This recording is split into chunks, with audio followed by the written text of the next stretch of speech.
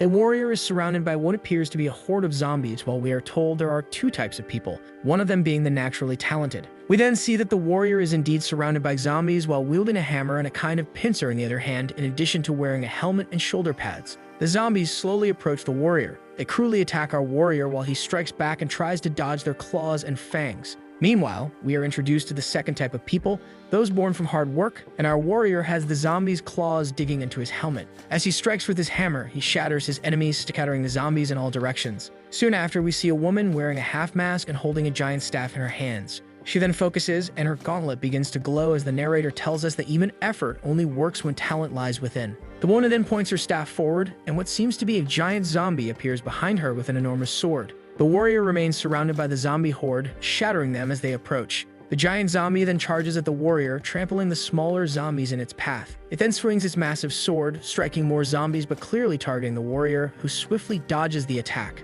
The giant undead continues attacking the warrior as he defends himself. The warrior reaches into a pocket on the front of his overalls to retrieve something. He then throws balls at the feet of the zombie. The balls land next to the monster's feet. A few milliseconds later, they begin to glow from the inside out, suggesting they are about to explode. Then they explode, completely vaporizing the zombie's feet. It falls to the ground heavily, showing no reaction. Immediately after, our warrior is already on top of it with his sword, ready to deliver the final blow. The warrior holds the sword with the blade pointing downward while raising the hammer in his other hand. Then, lightning strikes his hammer as he slams it into the hilt of the sword, making it effortlessly pierce through the giant undead's skull. Soon after, the warrior stands victoriously, while the sword remains lodged in the ground behind him. The woman then says he must really desire victory to have used the explosive balls and the silver sword, both items obtained in previous missions. She goes on to say that for someone to corner her, the #1 the fantasy online rankings like this, she is impressed, especially someone with a blacksmith job. The blacksmith then says yes, it's a terrible job, while the entire crowd watches from the stands,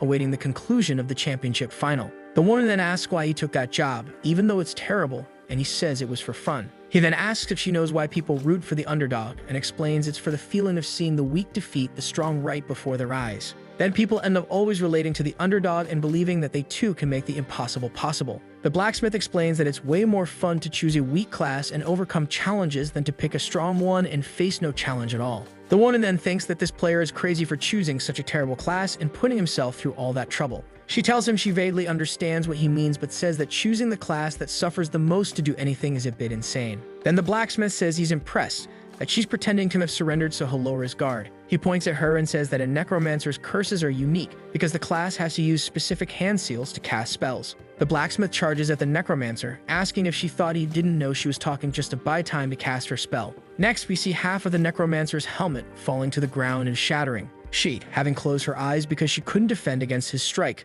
slowly opens them and sees that he struck her anyway. Still not understanding anything, she's in shock and wonders if she's still alive. Looking at her status, she then sees that she still has 4 health points left. The blacksmith starts asking why she's still alive while she quickly points her staff at him and begins casting a spell. She then casts the spell called Ouroboros, and the image of a dragon appears behind her and travels along the entire length of her staff. And from it, the dragon hits the blacksmith directly, sending him flying. Upon being hit, he curses as his hammer flies from his hand. The audience goes wild and is shocked by the sudden turn of events in the match. It is then announced to everyone that the winner of the Fantasy Online PvP season is the Necromancer and Guild Master Seon Lee. The Necromancer, leaning on her staff, thinks about how fast her heart was beating, thought it was going to explode. Then looking at the defeated body of the blacksmith, she thinks that he kept using ability after ability to keep her on the edge. She thinks he really lives up to the name the Crazy Blacksmith. The Necromancer comments that if that last hammer attack had been a critical hit, and then he tells her to stop talking. He says there's nothing wrong with the hammer, and that it has a 98% chance of landing a critical hit,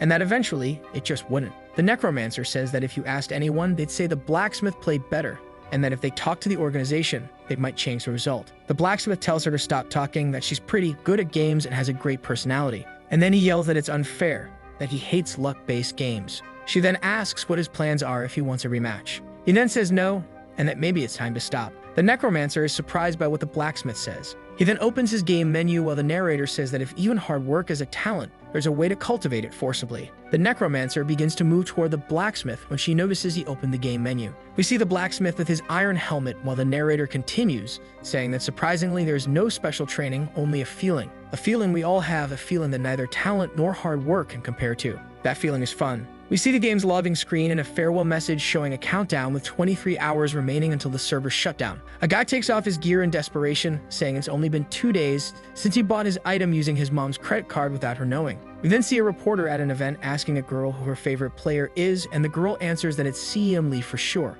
At a crowded event, the Necromania Guild says goodbye to their fans while someone asks Miss Lee to look at the camera for a photo. She then takes the microphone and says that to everyone who supported them until now, she thanks them for their support and that from now on they're going to change. It was just another normal day at a subway station. Two boys chat, commenting on how cool the final was and that it was only that great because Sejun Lee was fighting Taehyun Kim. Two girls talk, saying there's only 1 month left of open beta and that one of them is going to try a weaver, while the other says she'll go bard and asks her friend for cute clothes. Boys running towards school talk about choosing a cool name while the teacher tells them to run inside because they're late. A man says his manager plays and asks if buying cash items will help him get a promotion, and his friend says no. The manager already spends half his salary on the game. In shock, the other yells half. In the middle of the cafeteria where they were having lunch, surprised by the news. On the street, we see a digital billboard displayed across the windows of a building. The journalist says several companies are interested in the full-body immersion technology used by Fantasy Online for virtual reality. In an interview, a developer explains that they had much more traffic than previously estimated and had to increase the number of servers for the launch. The next news story was about the world champion gamer and professional influencer Sejun Lee celebrating her victory in the last 3 seasons. Showing her character, the journalist goes on to say that she still wants to stay at the top of the ranks and put Korea on the map as a gaming house powerhouse. Taehyun Kim checks his messages and sees that there is one unread, talking about his acceptance into Korea University. He then stretches and says that maybe it's time to leave, that it should already be home by now. 6 months earlier, a man slams the table, making his coffee jump, saying that literature and language studies are absurd, asking if the boy thinks he's some kind of author. Clenching his teeth, he goes on saying that in an age where even artificial intelligences can write stories, what does he think he's going to do with that nonsense? Kim then listens to everything with his eyes closed and in silence. He asks his father if it's really that absurd to want to study the language that touches people's hearts and souls, while his father questions his grades. The boy turns his face away, saying that grades don't measure anything and that he just needs to graduate, and then his father asks why the hell he wants to go to one of the best universities then. Kim says that ever since he retired from his military career, his father just stays home playing games all day and that people should carry their own weight. The father then says the boy needs to suffer to be like him and that there's no merit in collecting rent while spending the day golfing and playing cards. He continues saying he worked very hard at his son's age and that the buildings he owns are the result of his blood and sweat. The son, with a trembling voice, asks why the father tries to force his terrible experiences onto him and asks if he really loves him. The father then explodes and says that's right. He doesn't love his son and tells him to get out of his house. Kim then, with his head down, says fine, that he'll go to his own house then. The father is then surprised when Kim says he knows about what he bought in the son's name, and since it's legally his, he can do whatever he wants. The man, nervous, lunges at his son, telling him to stop it right now, while the boy yells that his name is on the certificates. As they struggle on the floor, they threaten each other, and the son says he put it in his name without consent and that he'd go to court if necessary. Suddenly, we see someone come down the stairs and touch a plate with beautiful green apples. A woman watches the two fighting while asking if he's going to disown his son. The two then, upon seeing who it is, freeze with fear on their faces. The older man says that's not what he meant and that he was just trying to scare the boy, while the mother says she didn't work her whole life to see her son suffer. Turning to her son, she says it's okay if he doesn't want to work or struggle so much, but it's not good to be lazy because laziness creates useless people. The mother, grabbing a knife and eating an apple, asks what his plans are for returning to school. The son gulps while watching her hand slice the apple's skin with surgical precision and hears her say that he should live responsibly and not act stupidly. The boy then, sweating and angry, asks if that means he has to get better grades. The mother says that good grades usually say something about a person's intent, and in his case, if he's really serious about being an author, he's going to need good grades. The father behind her laughs as he watches the mother say the same thing he did, and the boy having to swallow it. His mother goes on saying that as long as he brings results they can be proud of, she doesn't care what he does, but he has to stop being lazy. She then looks at him threateningly, saying that at the moment she's just assuming that her son doesn't respect her and asks if that's true. He quickly says no and says that asking him to produce results they can be proud of without telling him how to do that is unfair. The mother suddenly pulls out 3 photos and asks if he'd be willing to go on some marriage interviews, saying she's keeping an eye on those 3 girls for him. His father and he are shocked by the mother's proposal while she asks which one he wants to meet first. She says that getting married is the fastest way to learn responsibility and not to worry because people used to marry even earlier back in the day. Sometime later, Taehyun Kim is in his room and notices that the new equipment has arrived safe and sound for him. The chair looks comfortable and was clearly made for his entire body. He then sits in what is considered the next generation of electronic equipment for virtual reality, the sphere. The boy thinks about the promise he made to his mother and turns on the sphere as it welcomes him. Next, he starts up the new game, Fantasy Online 2. He then blinks and finds himself flying toward the game's symbol. The game then asks him to say the name of his character, and he says his name, Taehyun Kim. Then the machine begins scanning his biometric data. He opens his friends' lists and wonders if that guy is online. As soon as he connects, another guy answers and asks what the occasion is, saying he can hardly believe Kim called him first. The person on the other end asks if he's calling from a VR and if he's finally going to play, while Kim says yes, and that he's probably starting late. The person then says again that the former rank 2 of the server knows what it means to start 3 months after everyone else, while Kim says he'll be fine. He then asks if the person wants to update him on the new stuff, and the person quickly says they'll come explain it to him. But Kim says that's not necessary. Our boy then says he prefers to experience things on his own in a new game, while the voice recommends he start either in the Kingdom of Dunland or Alance. Kim asks which places to avoid, and the person says to avoid the Kingdom of Jals. They go on to say that even the developers agreed it was the worst area even during the beta. They finish by saying that all the quests there are horrible and the central city is trash too. The sphere then says the character creation is complete and asks him to select his starting area. With a smirk, he then chooses to start in the Kingdom of Jals. The boy then starts to open his eyes and is startled by the brightness. Putting one hand over his eyes to block some of the light, he begins to understand where he is. He then stretches his hand toward the branches of a nearby tree. He's surprised by how real everything feels to his eyes and to the touch. He then sees a bird flying in the distance making sounds. He begins to walk through the area he appeared in.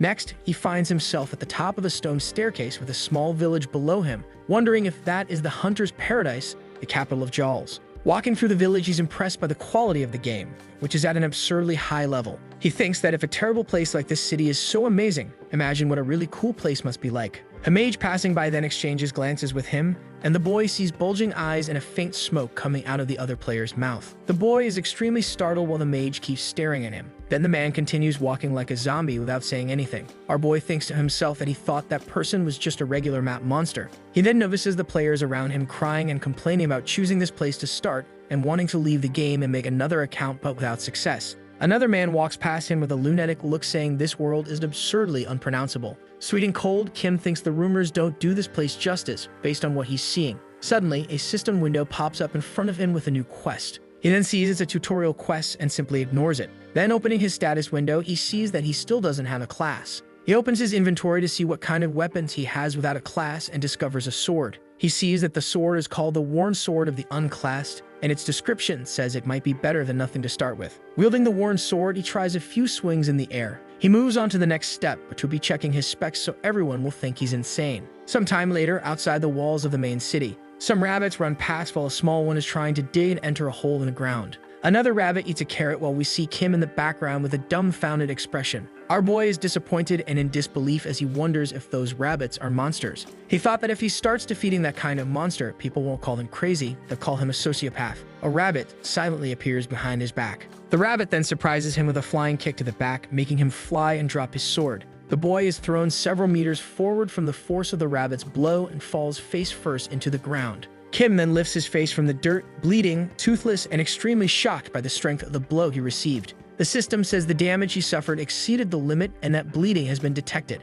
As he gets up, he thinks that he doesn't feel pain in the game, but the physical response was way too high, and wonders what kind of rabbit knows black belt fighter moves. The rabbit starts showing off in front of the boy, throwing punches and kicks in the air. Then the rabbit stops in a provocative pose and, using its cute little paw, calls Kim into the fight. Totally provoked, our boy calls the rabbit smooth moves and says that if it throws a punch, it has to be ready to take one. He then charges toward the rabbit, no longer caring if people will call him a sociopath or not, because he's going to destroy that rabbit. Night falls and a man walks to the great torch in front of the city to light the entrance. The man starts hearing someone panting heavily nearby. He then looks down and sees Kim panting desperately, saying the rabbit was tougher than he thought and that if he were younger, it would have been different. With his face all smashed and swollen, he thinks it took him an entire day to hunt down just one rabbit and starts to understand why people hated that place. The system says he leveled up and asks him to assign his points in the status window, while he thinks he leveled up really fast and wonders what kind of rabbit that was. Someone then calls in while he's still lying in the grass.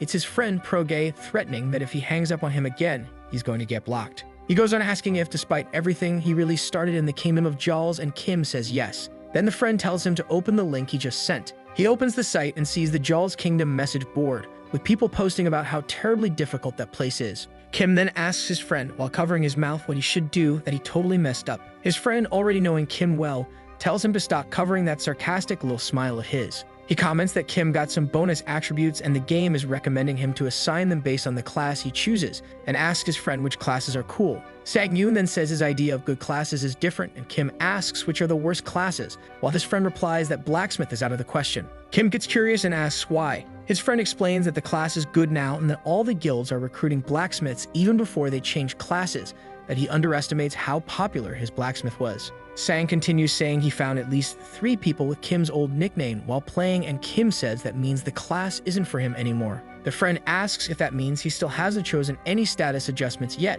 He explains that Kim needs to pick a class before setting his status adjustments for the role he wants to play. Things like charisma if he wants to lead troops, or magic defense for mages, etc. Then Kim, obviously, asks what the most useless stat is so far. His friend answers that the question is easy. The most useless stat is luck. Kim then remembers his blacksmith from the original game, thinking that if that last attack had been a critical hit, he would have been the best player. His friend starts explaining why he should choose a good class, and that luck is a stat that influences very little overall, but our hero will not choose a class. He then sits down while his friend is shocked on the other end of the line by the news that he's not going to pick any class. Kim says his friend's advice helped him make a decision and thanks him, while the friend says he can't be serious. He reminds Kim that last season he got screwed because of 2% and that maybe his time will be different. His friend says he's a maniac and to do whatever he wants. He knows that no matter what he says, Kim is going to do what he wants anyway. The friend then says that if he ever needs to talk to someone, just call him, and says goodbye as Kim looks up at the digital sky of the game, happy for having made his decision. He thinks that classes don't matter, that he's fine without one,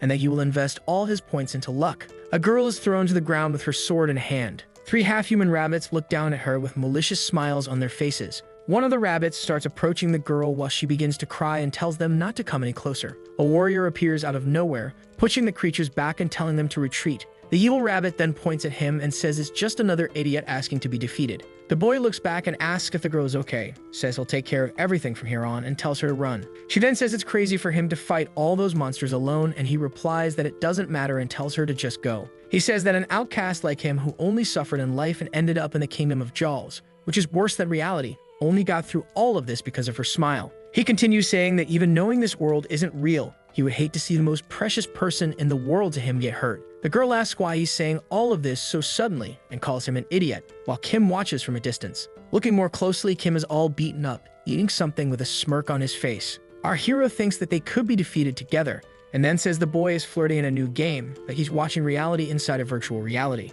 Kim thinks that on his second day, he defeated 10 rabbits on his own and that the meat from those rabbits was awful, while a chubby man stops beside him and says hello. He then looks to the side and notices the man's belly next to him. The man says he noticed our boy is really good at hunting rabbits. He introduces himself as Hunter Augusto and sees that Kim seems new to the game and asks why he didn't come looking for him until now. Absolutely shocked, Kim wonders if the NPC really spoke to him first. Then a system screen appears saying that the original quest had been changed, and the new text says to satisfy the curiosity of the NPC Augusto, the hunter. Our boy then, reading the quest again while eating his rabbit meat, gets serious. Looking at the NPC, he thinks that he's independent and wonders if it's a specific algorithm, and he considers whether to accept the quest or not, since it's a beginner quest. The boy then apologizes and says his skills are very bad, and that he's been training to surprise him when they met. The hunter then says he thought all new adventurers were stupid, but he finally found one who doesn't seem to be. A system window appears showing that he gained relationship points with Augusto because he liked the boy. After a few seconds, Kim asks the NPC what he wants,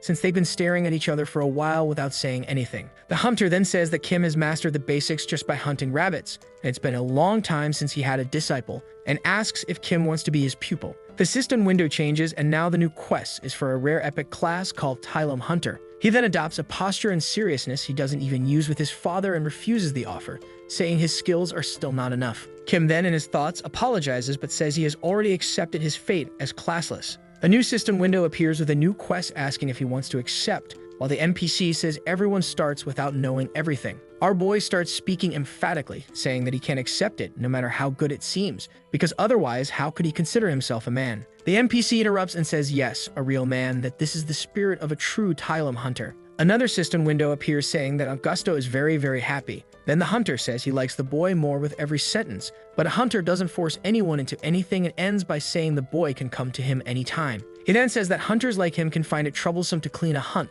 and says he can trade some items at a good price with him. Another system window opens saying that a shop one level cheaper than the others is now available through Augusto. The boy thinks that he saw no information about him having a shop on the online forums. Kim then thanks him and opens his inventory, asking if he can use the shop at that moment. The NPC looks at him and asks about the item in his hands, while Kim wonders if that item is untradeable, but the hunter says that's not it, he can buy it. He then says that Kim shouldn't sell that it's like a lucky charm, and that new adventurers like him will need it. Kim looks at the rabbit's foot in his hands and thinks it must really be rare since he defeated countless rabbits and only ended up with one. Then, looking more closely, he tries to find some magical property in the item. Upon inspecting it further, he sees that the item's description says it has a hidden effect when used. He finishes reading and widens his eyes at the item's effect. Next, Kim starts eating the rabbit's foot like a maniac, even scaring the NPC, while the item's effect activates, granting him 5 more luck points. The shocked NPC watches as the boy says the effect is real, but there's something about the taste. Then the hunter asks if he's insane.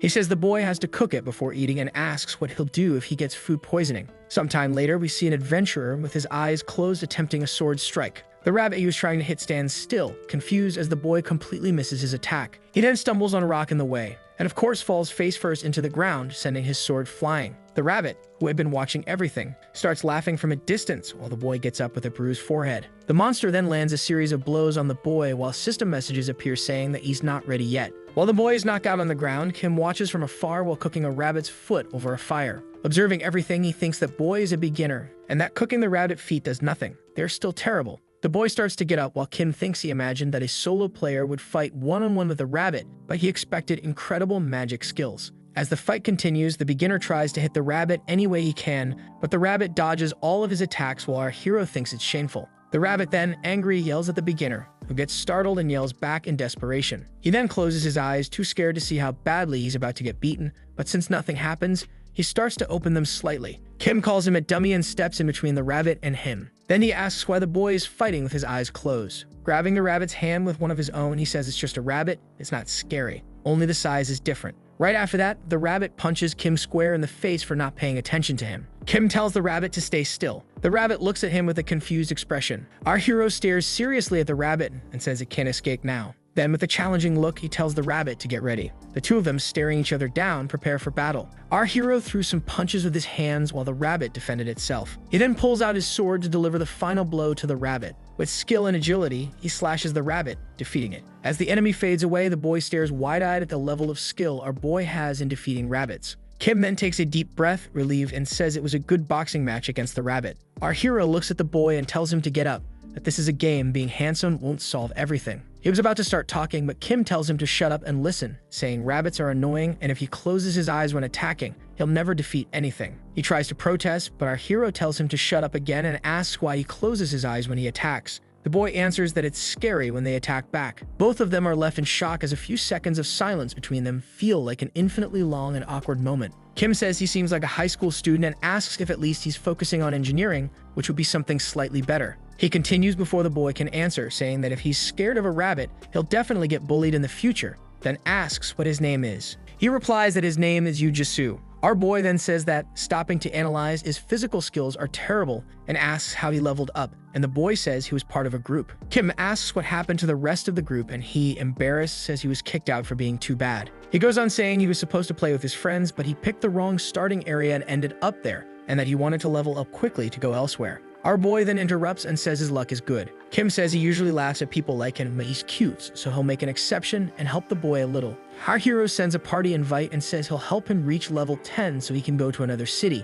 and the boy is really happy and grateful. They find some rabbits showing off a few meters away, and Kim prepares his sword while the boy hides behind him. Our hero tells the boy to go up to the rabbit and hit it, then retreat back to him and only come back to deliver the final blow, and the boy confirms he understood the strategy. Closing his eyes once again, he throws his sword, which ends up hitting the back of our hero. He looks back and starts swearing at the boy, who puts his hand over his mouth, embarrassed. Sometime later, we see a sword piercing the middle of the rabbit's head. The boy then yells out that he did it, while Kim is all swollen and bruised. Kim then stops and thinks he can't go on like this and starts doing the math while the boy just watches, not understanding anything he's saying. The boy, thinking our hero is going to disband the group, starts to panic, but Kim says he's not disbanding the group, he's just thinking of a better strategy. He then thanks our boy for not getting mad and not disbanding the party. Kim asks, while cooking rabbit feet, if he's thought about playing as a blacksmith, weaver, etc., but the boy says it's hard to level up alone with those classes. Our hero questions him because he said he started playing with some friends. The boy says he hasn't seen his friends since they split up and that playing with someone is better, but he doesn't like some classes. Our protagonist then wonders if he really enjoys playing alone and questions why the other doesn't want to play with his friends. Kim says the blacksmith can play solo and asks if the boy didn't see that in the previous game a blacksmith was the second best player, while Jisoo is in disbelief. He says he researched everything about the previous game and asks if Kim is talking about Kim Taehyun because he's the blacksmith's biggest fan. Then the boy asks if our hero didn't copy the name of his idol, while our hero says he didn't copy anything. The boy then says he saw what happened and asks if you don't need to have natural talent, while our hero says there are other ways to get there even without natural talent. He continues saying the boy could choose range or support classes like hunter or mage. Kim then says the Jaws region is predominantly physical and starts talking about the hunter and considering other options when the boy interrupts and says he likes hunter. Our hero asks if he's not deciding too quickly, just because it was his original character, and the boy says he likes shooting arrows. They then go to find Hunter Augusto and ask for a bow, since the newbie likes it a lot. Yelling, the boy says Kim can't talk like that to him because the NPC responds like a normal person,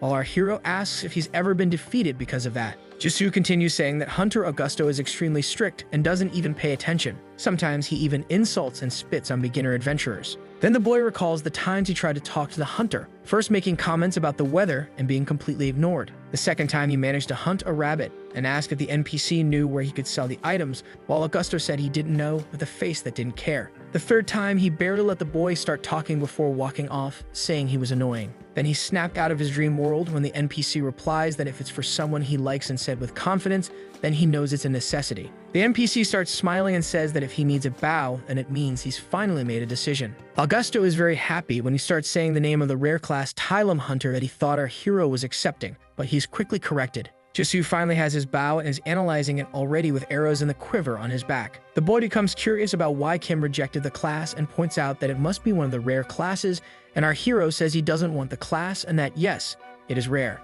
Kim then stops to think that Tylum Hunter is a hunter class, and since the boy likes it so much, he asks if he doesn't want to give it a try. He then continues by saying that Augusto doesn't have a bad personality, but he needs to persist and be more polite for the NPC to eventually like him. Jisoo starts to see that there is a possibility he could become a Tylum Hunter and ponders this for a while. He then grabs the bow and draws the string, even without an arrow, just to test it, and releases it. He then looks at Kim and says that if he says it's possible, then he'll give it a try. Our hero says for him to do as he wishes. As the NPC says goodbye to the adventurers, our hero asks if the boy has at least shot arrows before, and he says he's part of the archery club at school. We then see 3 archery targets, with the middle one full of arrows stuck near the center. Suddenly, we see one arrow break another in half, both at the same point in the central circle of the target. Kim is stunned when he sees that the boy's accuracy is over 90%, and the boy says it's easier to shoot here than in real life. Our hero then says that he's really got a knack for this and calls him to go see if Augusto has any request. Our protagonist says that because it's him, he'll have to commit a rabbit genocide, but Jisoo doesn't need that and he can raise the relationship through missions. Augusto looks at the newcomer with narrowed eyes while the other avoids the hunter's gaze, looking upwards. When Kim says he came to visit the NPC to see if he needs any help, Jisoo breathes a sigh of relief for not being defeated by Augusto again. The NPC then says that recently wolves have been getting too close to the village outskirts and that they asked the Tylum Hunter for help. Then Augusto starts promoting the Tylum Hunter class to Kim, who, realizing it's a trap, walks away and drags the newbie with him. A system window appears saying that Augusto is trying to push the mission of hunting the wolves onto them and that if they don't complete it, he will be quite disappointed. Jisoo notices that the mission reward is several question marks and asks our hero what kind of reward that is. Kim is worried about being forced to accept the class change and thinks about what to do to lower his relationship with Augusto, while Jisoo says the mission increases their relationship. Our hero then says they should go hunt the wolves first, and that if the boy levels up to 10, he can leave there. The following combat scenes are all of our hero landing critical hits one after another, which makes him question whether this should really be happening. He finishes what would be the 5th rabbit defeated with critical hits and sees a system message saying he's flying out of control. The newbie stands open-mouthed behind our hero as he sees the rabbits defeated in front of him. Kim thinks that defeating all the rabbits is stopping the newbie from gaining experience, and that a small luck increase doesn't justify so many critical hits. Jisoo takes an arrow from his quiver and prepares it in his bow, while Kim is lost in thought about his sword. The newbie focuses as he aims at one of the rabbits ahead. A few seconds later, he releases the arrow, which flies quickly. None of the rabbits seem to notice the arrow beforehand, only one of them at the last moment seems to see it. The arrow then hits the rabbit's head, startling the others around the main target. As the rabbits grow angry seeing their friend fall to the ground, the system displays several messages: headshot, back attack, and critical hit. They both seem to realize what happened at the same time and stare shocked at the result of just one arrow shot by the newbie. They then look at each other, still in disbelief at what happened. The newbie then gets uncomfortable with Kim's stare and asks what's going on, while the boy says he shoots so well it's surreal. Kim then thinks that this boy might be an archery prodigy. Then he slaps the newbie on the head and praises him for being very good despite being underage. The newbie gets embarrassed and our hero quickly starts teasing him, asking if he plans to become a handsome idol and have lots of older fans. Kim comments that being famous in real life and in the game are different things, while we see his status window with 408 points in luck in level 18. Our hero keeps talking about the boy being handsome, having a fan club, and starting to do live streams, while we see Jisoo's status window at level 10. At night, we see a wolf howling with a moon in the background. The wolf's attention is then drawn to the side. We then see Kim and Jisoo walking at night while the wolf watches them from the top of a cliff, but the newbie looks scared. Our boy then starts talking about how if he gets defeated, he can just start over, while a pair of glowing eyes watches him. A wolf flies toward him and his system messages appear showing that he took a back attack, but was lucky and dodged it. Kim has his sword in the wolf's mouth and wonders where it came from. Jisoo yells at the wolf to get away from his friend while grabbing an arrow from his quiver. The arrow then hits the wolf and a window shows that the newbie learned a new skill and that the wolf's movements were reduced. Our hero, still in close combat with the wolf, looks at the newbie and praises him, saying he did a good job. Right after, he grabs his sword and drives it into the monster's chest. The monster then begins to fall from the force of Kim's strike. As it hits the ground, the newbie asks if the wolf is really defeated or not. Our hero then wonders if stealth skills exist, since the wolf hid its presence and landed a surprise attack on him. He then remembers that Augusto's mission says they have to defeat 20 of those. Both boys hear howls around them and become tense. The newbie then starts stuttering and trembling, asking if they are surrounded, while Kim says to stay calm because they don't attack in packs. Our protagonist starts theorizing, saying that their level isn't that high and that they're probably just scouting the area. He continues, saying that they can't leave their designated zones and that, excluding the wolf, they just defeated. There shouldn't be more than 2 or 3. While he was talking, he saw the obscene number of wolves coming toward them and ran so fast that the newbie was still speaking when he noticed. The two then start running downhill when the newbie passes our hero during a sprint. Wondering why Jisoo was so much faster than him, he realizes he didn't put any points into agility. Then, yelling at the newbie, he asks if he's going to run away alone and abandon him, but the newbie has already vanished from sight. Out of nowhere, while running, he felt something different happen and feels as if he's falling. Next, we see a system window informing that he has entered a dungeon called Front Basement Cave of the Tylum Mountain. Our hero and the newbie are on the floor of a cave, saying that the hole they came from must be the dungeon entrance. In his thoughts, Kim curses the developers, saying they must not care about this area at all and didn't balance the place. Jisoo asks if dungeons are the places where monsters appear randomly, and our hero kind of confirms it. Kim says that secret dungeons are hard to find and that this is a good opportunity for them, while the newbie says they fell into a trap and ended up there. He continues saying that this wasn't luck, it was bad luck, and that they weren't prepared for this. But Kim says it doesn't matter if they're defeated because there's no penalty. They then start walking and reach a large hall. The newbie wonders what kind of monsters they'll find there, while Kim says goblins. When asked how he knew that, Kim points to a sign in front of them saying that goblins live there. He comments that if goblins really live there, then there must be all kinds of traps and thinks it could be a painful experience.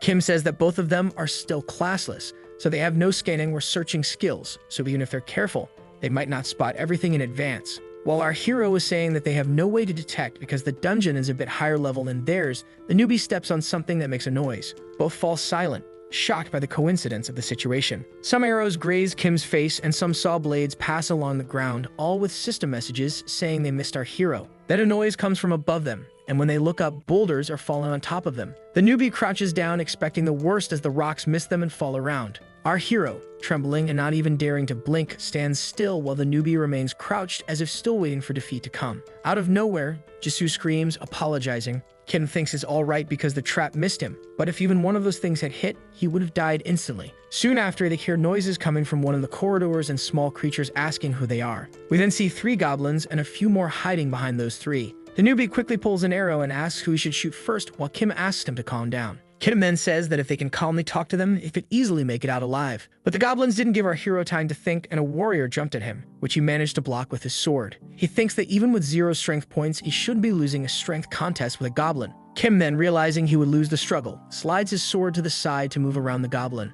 and takes advantage of the moment to land a strike that slashes the goblin from ear to ear. Almost at the same time, a system window says he leveled up. Another window says he learned the skill Lucky Strike. Then a coin flips in the system and lands on heads, granting him double attack for 15 seconds and resetting all skill cooldowns. Kim is still in shock with everything happening and wonders what the hell Lucky Strike is. Then the coin flips again, landing on heads once more, repeating the previous effect but increasing his attack by 4 times. He then yells at the system, asking what kind of skill this Lucky Strike is. The system flips the coin a 3rd time as we see goblins charging at them in the background. Again, the coin lands on heads, multiplying his attack by 8. He then sees there's no more time as the goblins are already nearly on top of him. Kim wildly swings his sword, slicing goblin parts with ease as if they were nothing. Jisoo is completely and utterly shocked by the scene he's witnessing, while Kim, also stunned, starts to smile as he sees the destruction he caused. The newbie lands an arrow in a goblin's head while asking Kim what the hell he just did. The other goblins begin to scream to kill the human while he thinks that he has an absurd dodge chance and an incredibly powerful critical attack. He then thinks he discovered a new skill,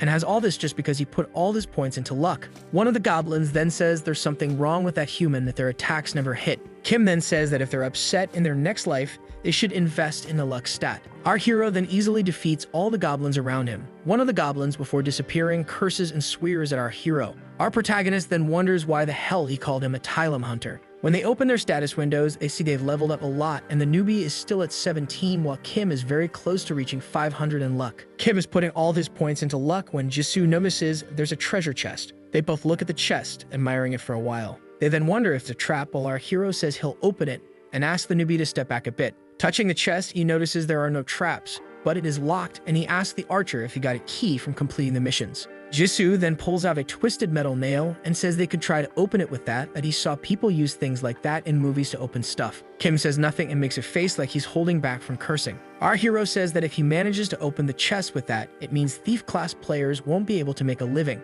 He continues telling the archer that it's like picking anything off the ground and trying to open the chest, that he's devaluing an entire class. Then he hears the sound of the lock opening as both of them are left shocked. A system window pops up showing they found an item called Tylum Hunter's Blade. Another window opens showing that they also found the leather tunic of the Tylum Hunter. One more system window informs that they found the dagger of the Tylum Hunter. Kim says he'll only take the sword and that the dagger and armor can go to Jisoo. Upon equipping the leather tunic, a window appears saying that the item has the effect of making the inhabitants of Tylum welcome the user. A goblin sits comfortably on his throne, so comfortably that he seems to be sleeping. From afar, around a corner, our heroes see the beast. Then Kim says that monster is a hobgoblin and the archer asks what they should do.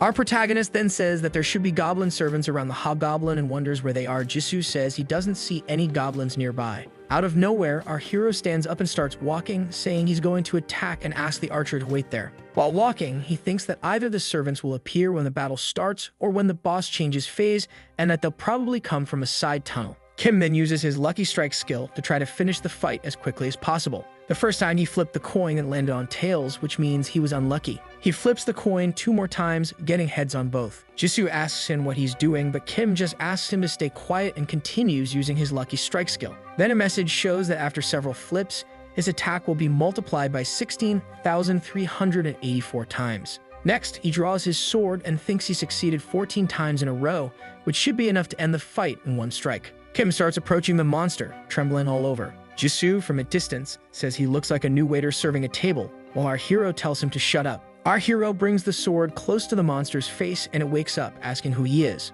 Without giving time to answer, our hero touches the tip of his sword to the hobgoblin's face and a light is emitted. Then a great ball of energy lights up the entire throne area of the monster. The archer shields his face from the shockwave that was released from there. As the dust settles, we see Kim still holding his sword in front of him and the hobgoblin lying on the ground with smoke coming from his body. A system message then says that they have defeated the dungeon boss. Next, another message reveals that the goblins who were preparing an ambush are now retreating. Nearby, they find an item called Danes' Testament in the hands of what appears to be a skeleton of a Tylum Hunter. Kim then picks up the scroll and begins to read Danes' message. The letter started by saying that you would be defeated by the goblins and that he couldn't go home to eat his wife's soup one last time. Then a system message says that the person who avenged him likely has the necessary qualifications to become a Tylum Hunter. Another window opens showing the heroic class promotion mission, Tylum Ranger, and that Danes chose to pass this power onto the one who avenged him. Jisoo is in shock when he sees the message asking him to confirm if he wants to accept the promotion to Tylum Ranger, a heroic class.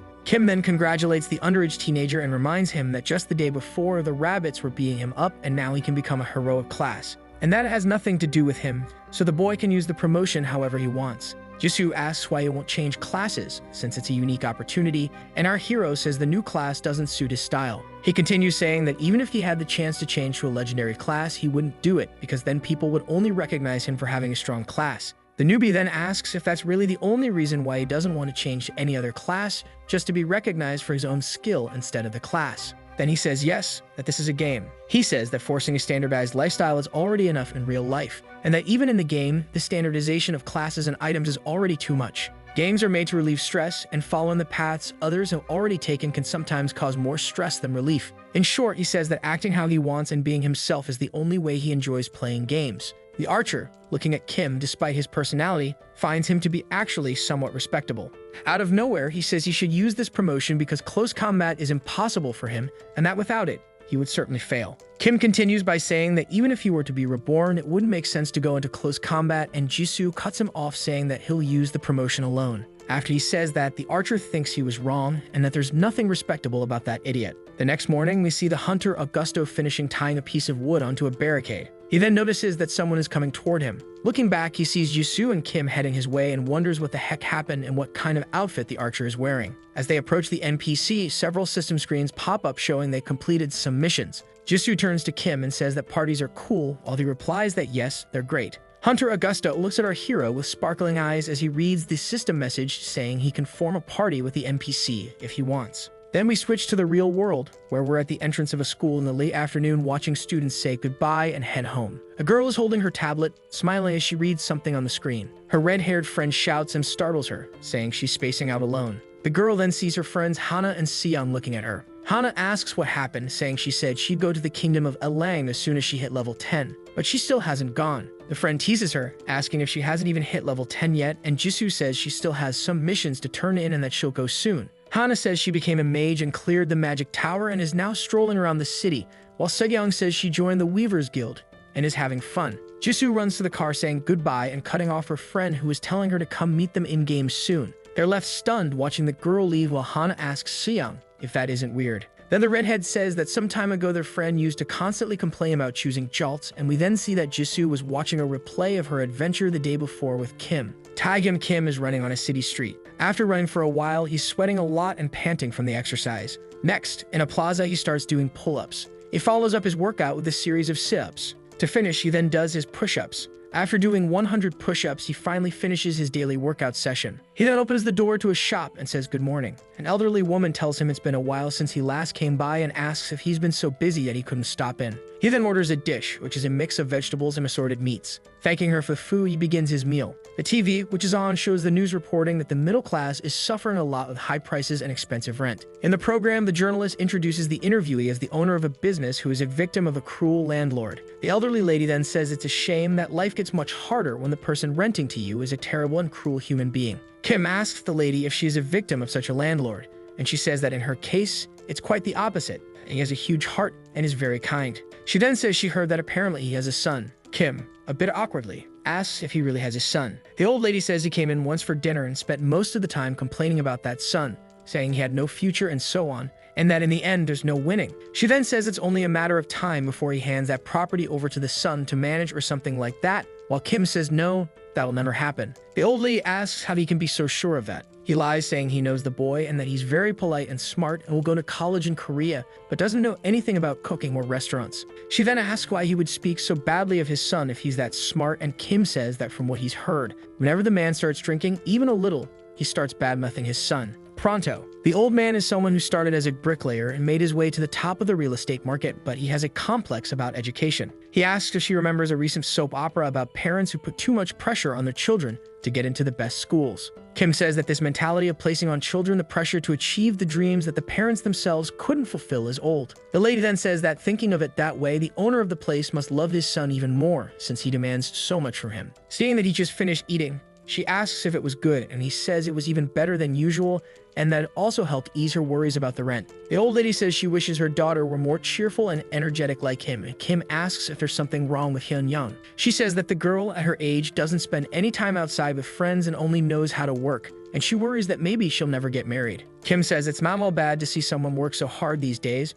but the grandmother says she doesn't even have a hobby. The boy then thinks that must be why everyone is saying the food from that restaurant is getting better each day. The lady then looks at him and asks what kind of hobbies he has. He says he likes games, and the little old lady asks what kind of games he enjoys. Kim is then looking at his tablet at the item he put up for auction in Fantasy Online 2, a rare dagger. He then thought the auction was as popular as expected, and who would thought that the first item he made, just out of curiosity, would turn out so good because of his luck stat. Then we go back to 3 days ago, where we see someone saying it's impossible they found Diane's body. We see our hero head down, telling a woman that by the time they arrived, the hobgoblins had already done what they do. The NPC thanks him for fulfilling her late husband's wish, and his system window says his reputation in the city has increased. She then hands him a sack of gold, saying it's not much, but our boy refuses, saying he didn't do it for the money. He then asks her to teach him how to cook. He knows that Sophia, the NPC, is the top chef in the city, and that he needs to learn the recipes she knows how to make. We then see Kim serving food while system windows show that he's been learning some of Sophia's recipes and that his cooking skill has increased.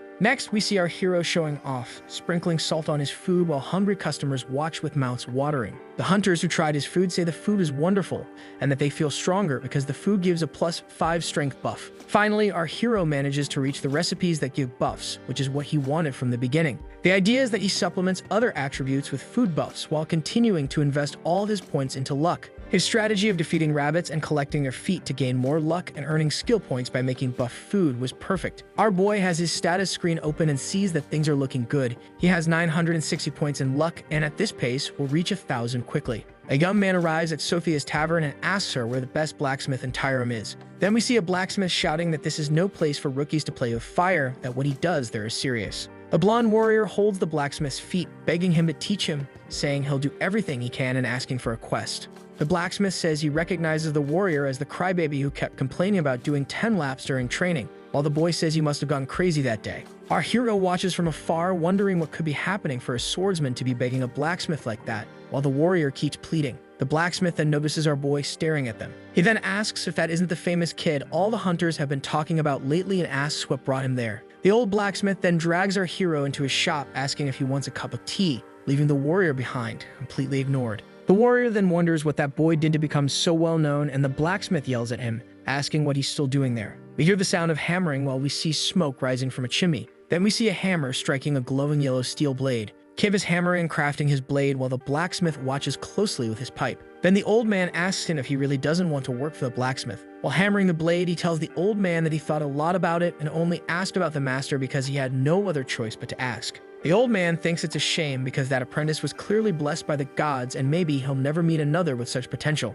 He then asks the boy to stop what he's doing, saying that if he really doesn't want to become a blacksmith, that's the most he can teach him. Right after, he grabs a small chest and offers it to Kim. Our hero is surprised to see the small chest he's receiving. The blacksmith says he's giving him that gift because of the boy's intelligence and personality and asks him to stop by once in a while. We then see a red-haired man near a window with some food on his table and a candle lit. The redhead is looking at what appears to be a dagger on his tablet. While reading the dagger's description, he curses, clearly bothered by something he's reading. Then he wonders how someone could make a dagger with that much attack, no level requirement, and so many good stats using only steel. While thinking that it could be sold for a good amount of money, a blonde swordsman opens the door to the house. He then falls to the floor as soon as he enters. From the floor, he looks at the redhead, clearly crying and upset. Sometime later, they're sitting at the table while the warrior vents his frustration that NPCs and people are so similar and that he didn't get the mission he wanted. He talks about the blacksmith he went to for information because of the mission, saying he was particularly weird. Then he talks about Kim, saying he managed to get the famous orc skull grinder. The redhead asks if that's not a heroic level item,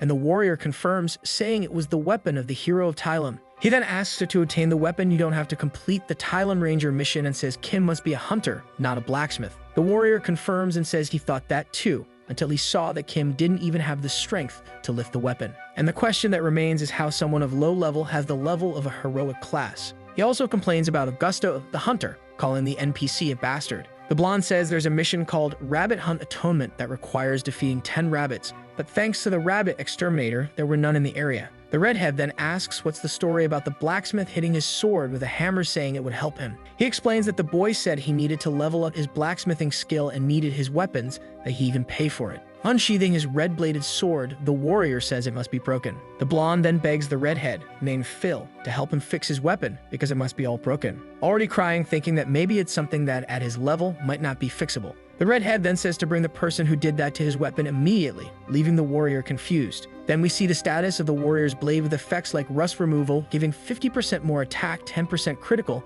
and 35 luck. Phil asks if the warrior isn't lying because it doesn't seem possible that a hunter is making upgrades of that level, and that he certainly wasn't a beginner. The warrior is extremely shocked, saying that's impossible. The redhead theorizes that he must have switched from hunter to blacksmith and used his buffing skills to give heroic level stats to gear. Then he says the boy might be the first heroic level blacksmith in the game, that his skills are better than even his. He says they need to bring the boy into the guild, and that if the problem is money, he'll give the guild's bank key to the boy if needed. We see our hero looking at the green fields outside the main village of Tylum. Beside him, the hunter Augusto asks if something's wrong. Our hero then says that the rabbits are no longer coming out. Augusto says that no one liked those demons, but at least the meat fed the village, while Kim was upset about not having any more rabbit feet. The hunter comments that he'll miss the smell of rabbit feet being cooked and says there's another way to get more rabbit feet if he wants. He looks sideways at the hunter and asks what he just said. The hunter takes him to a shed and opens the doors for Kim to enter. He says he was storing all those rabbit feet the hunters brought him in that shed.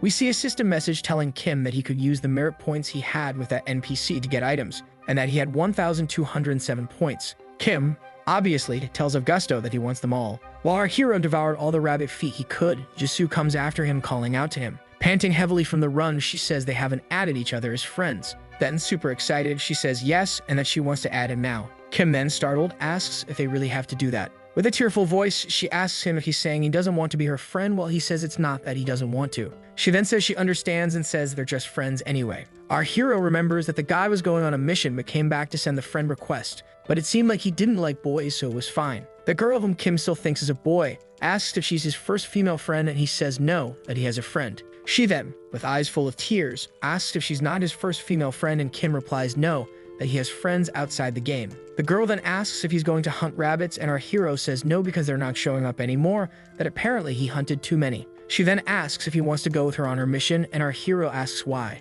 The girl then says quietly, depressed, that he doesn't want to be with her, and Kim, irritated, says that's not it, and that he wants to know it's a mission. She then says yes, of course it's a mission, and shows him. The mission was to subdue orcs, saying they are appearing on the border of Fort Arden. He then asks if that isn't a Tylum Ranger mission, and she says maybe they won't be able to do it together because of that, but Kim says he can help her, yes. Our hero thinks it's a heroic level mission, and that it's probably better than standing there waiting for rabbits. So with the full moon above them, the two set off on Jisoo's mission. Fort Arden exists to defend the southwestern border of the Kingdom of Jalts. It sits atop the hills, and although small, is said to be impregnable. It is in these dangerous lands that the Orc tribe's subjugation event suddenly appeared. Players from all three kingdoms will want to go there to participate, thinking about the loot they might get. A girl then tells someone that they have to go, that it's a good chance to strengthen the guild. She raises her staff above her head as other people raise their hands and cheer. The girl's guild arrives at the gate of the fort and is denied entry. The woman is extremely surprised while her group behind her becomes outraged. The guard on the wall then asks if they still haven't understood and says he can't offer them any position and asks them to get lost.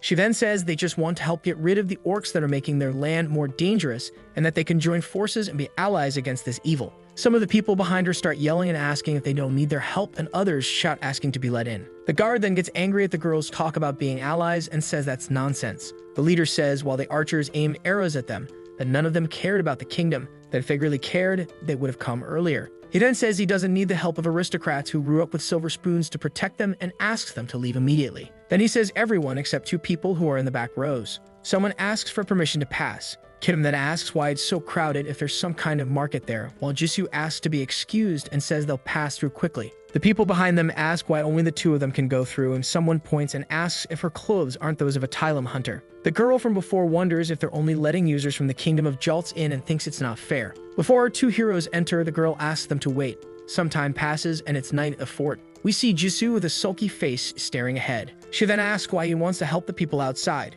if it's because the guild master is pretty, and he says it's just something temporary. Kim then says that even though she has a heroic class and he supports her with luck, they wouldn't be able to clear that mission alone. He goes on to say that that looks like a stable group and that they need to learn group strategies if they want to survive that large-scale mission. The girl says he's taking the opportunity to level up his blacksmithing using their items and asks if that was the plan all along. And he says 2 birds with 1 stone. The guild leader approaches them and says she didn't get to introduce herself properly before. She then introduces herself as Cha Heon, a priestess of the goddess Demir from the Kingdom of Arents, and thanks them for at least getting them into the fort. She also says that he's improving and restoring their weapons and armor, and that she'll repay all of the guys' effort, and he says there's no need since they're helping each other. She then asks if he received the mission from the Centurion and says they'll be heading out on patrol soon. Kim asks if that's true, and says they'll go with them. The centurion wearing an eye patch asks if they're going too. Our hero says yes and politely asks to let them join, while the centurion asks if that's really what he wants. Next, the system says he was lucky and startles them both. A system window appears in front of him saying that he has a secret mission. The mission says for him to annihilate the orcs alone, and that if he doesn't, the people in the fort will be very disappointed in him. He gets furious and really upset about the mission and says many curse words. Kim then asks the centurion if that's right, if it's to annihilate and not just scout. Happily, the centurion says with a wide smile that he believes in the heroes of Tylum. We then see a battle scene where Che's group fights fiercely against a creature. The girl says everyone did a good job and tells them to clean up and move on to the next area. One of the mages asks the rogue why the people from the kingdom of Jaltz need the orcs' heads, while the other says it's weird and that this is the 8th orc they defeated. Then he asks how they're supposed to get the heads if they can't detach them from the monster's body, and that maybe it's a drop, but none have dropped so far. Right after, Jisoo walks by saying they got 3 heads this time. She asks Kin if he's still worried about the secret mission, while he tells her to just store the items and that this is such a pain. The boy thinks he's already defeated enough orcs to start a small war and wonders how they're supposed to complete the mission with just 2 people. The girl shouts that 5 heads dropped this time, while the mage and the rogue wonder how 5 heads can come from just 1 orc. The guild leader then comes running to talk to our hero. She asks if she can share some of the orc heads with them so they can complete the mission, and that she'll properly compensate him later. He says she can take as many heads as she needs, that it has nothing to do with the mission they're doing anyway, while Jisoo looks at the girl with annoyance. One of the guild's warriors asks his leader who that guy is, that he's a blacksmith who destroys orcs, while she says she tries to imagine but doesn't know. The group is being watched from atop a hill by someone. This person jumps down from the hill. Next, we see someone dressed in red with a weapon in hand, ready to strike the rogue. The next second, we see a warrior with a giant axe strike the rogue from behind. The rogue screams in pain and shock while the warrior smiles fiercely. The guild leader and the warrior next to her are shocked and try to understand what just happened. The attacker walks toward the red mage. Looking at the others, he says one is already down. Then he looks at the others and tells them to hand over all the orc heads they have. The evil warrior then points his axe at the red mage. He says he'll kill him if his friends don't do what he asked. The girl wonders how the rogue didn't detect the attacker coming his way and how he was taken down with just 1 blow. She then becomes certain that the attacker is a high-level and skilled player killer. The man continues and tells them to throw over the orc heads already, and asks if they understand Korean or if they're just dumb. Suddenly, someone taps his shoulder, calling out to him. We then see Kim, surprised to see a player killer. The assassin, looking back and seeing our hero, asks who he is. Then he turns, throwing our hero far away, telling him to stay out of his way. Seeing Kim regain his balance, the assassin prepares his skill. He then uses the axe-throwing skill. Kim watches as the axe flies far past him, and we see a system message saying the attack missed. The other warrior, standing behind with the guild leader, puts his shield up and shouts that that was really dangerous. The assassin is startled and wonders how he dodged a guided skill. Then, shouting our hero, he says he's an arrogant bastard and must have a lot of luck. He attacks the boy repeatedly, always missing every strike. The assassin wonders if it's some bug or lag and why the boy in front of him isn't taking any hits. Kim then says he picked the wrong person to fight and that he'll show him how to use his skill. He uses the lucky punch skill, but the coin lands on tails, which activates his other skill called stubborn, which rerolls the coin, and this time it lands heads. The attacker, seeing that, thinks he doesn't know that skill, but it must be powerful. So he tries to defend himself by activating his Steel Resolve skill and forms a barrier around himself. The skill states that he cannot move for the next 5 seconds, but gains many defensive bonuses and taunts all abilities within a 50-unit radius. The lucky punch hits the assassin's barrier squarely. He watches as, smiling, our boy hits him full force, causing numerous negative effects at once until the system then announces that he has died. The shield warrior and the guild leader are standing by, watching the fight with their mouths wide open. She then yells for him to watch out. Kim sees that behind him a fireball is forming in his direction. He thinks it might be a fireball from a mage and that he was careless, and he should have known no one hunts other players alone. The fireball hits him dead on and causes a massive explosion. We then see where the fireball came from as we see a mage standing atop the same hill where the assassin was previously. The green-clad mage then watches from atop the hill at the explosion caused by his fireball. He curses his assassin companion and says he warned him many times not to act so cocky and go ahead alone. The mage then says it's fine, since he took out the strongest one, the rest should be easy. An arrow then flies and hits the mage square in the hand. We see emerging from the blaze caused by the fireball our figure Huntress. The mage, screaming in pain, asks how she did that. Next, Kim appears, saying that the mage must be wondering how he dodged the fireball, and he answers that he just had luck on his side. Then he asks the mage what level his friend, the one who just got defeated, was, and says if he answers, he'll leave unharmed, otherwise he'll let his friends do whatever they want. He says the axe-wielding assassin is level 54 and he is level 56. The guild warrior is shocked, thinking if the opponent is level 56, then what level is that blacksmith, our boy Kim? Our hero then thinks that if even one of those skills had landed, he'd be dead for sure, and thanks himself for having chosen the path of luck. He also thinks that if just by focusing on the luck stack he can reduce the penalties of a 30-level gap, the game must be completely unbalanced. Then he realizes the mage is trying to flee and tells him to watch where he's going because if he keeps backing up like that, he'll fall off the hill. Without any mercy, our hero jumps and attacks the mage by surprise. The mage screams that he was tricked, that he believed it when Kim said he could leave. Our boy says then he's an idiot for believing him and asks how the hell he hunts players being that knave. While continuing to strike the mage, he says they have no talent to be player killers and tells him to create another character. Suddenly, the system says he gained a level. He obviously keeps investing his points into luck and reaches a total of 2,500 luck. Seeing that nice round number brings peace to our boy's heart and mind. Kim notices that the color of his luck stat changed and wonders what the hell that is, questioning if his graphics card broke. The system then informs him about a legendary class called Arceus Incarnate, and that the class change will begin now. Still shocked and confused, he asks what legendary class is that. Arceus is the progenitor of luck, the god of gamblers. Whenever someone needs luck, that person seeks Arceus, but unlike other gods, he does not answer the calls of his followers. With no temples dedicated to him nor priests, some people even question if he really exists. But now, that myth is becoming a fact. The system then continues saying that no mortal has that much luck, and that he might as well be called Arceus himself. The system goes on to say he can ascend the throne and take the title for himself, while we see runic circles forming around a pillar of energy. Kim gets nervous thinking the system has gone crazy, that even though it's a legendary class, the game is forcing something on him that he didn't ask for and in a way he doesn't want. He desperately tries to cancel the class change, but the cancel button is disabled. Our hero panics trying to cancel, and his system message says he cannot, and that his class will now change to Arceus Incarnate. Suddenly, an explosion of energy happens around our hero. He slowly opens his eyes as he hears Jisoo calling out to him. The girl asks him what happened and says he just suddenly lost consciousness. He says he gives up, and the girl asks what exactly he's giving up on. Then Kim says he's going to quit playing that game. Everyone around him goes silent, trying to understand what's happening. Jisoo asks why he's quitting so suddenly, and the boy says he's quitting because he's no longer a classless newbie, and finishes by saying that now he has a legendary class. The girl asks why quit and says it's a waste to throw away all the effort he's made, plus he has a legendary class too. He gets frustrated saying he never asked for any class and that the thing he hates most is strong people stepping on the weak. Kim goes on saying that if someone has to be in a strong class to be successful, then it's no different from real life, and apologizes for leaving so abruptly. He tells the girl that with her level and heroic class she'll do great, says it was a pleasure playing with them,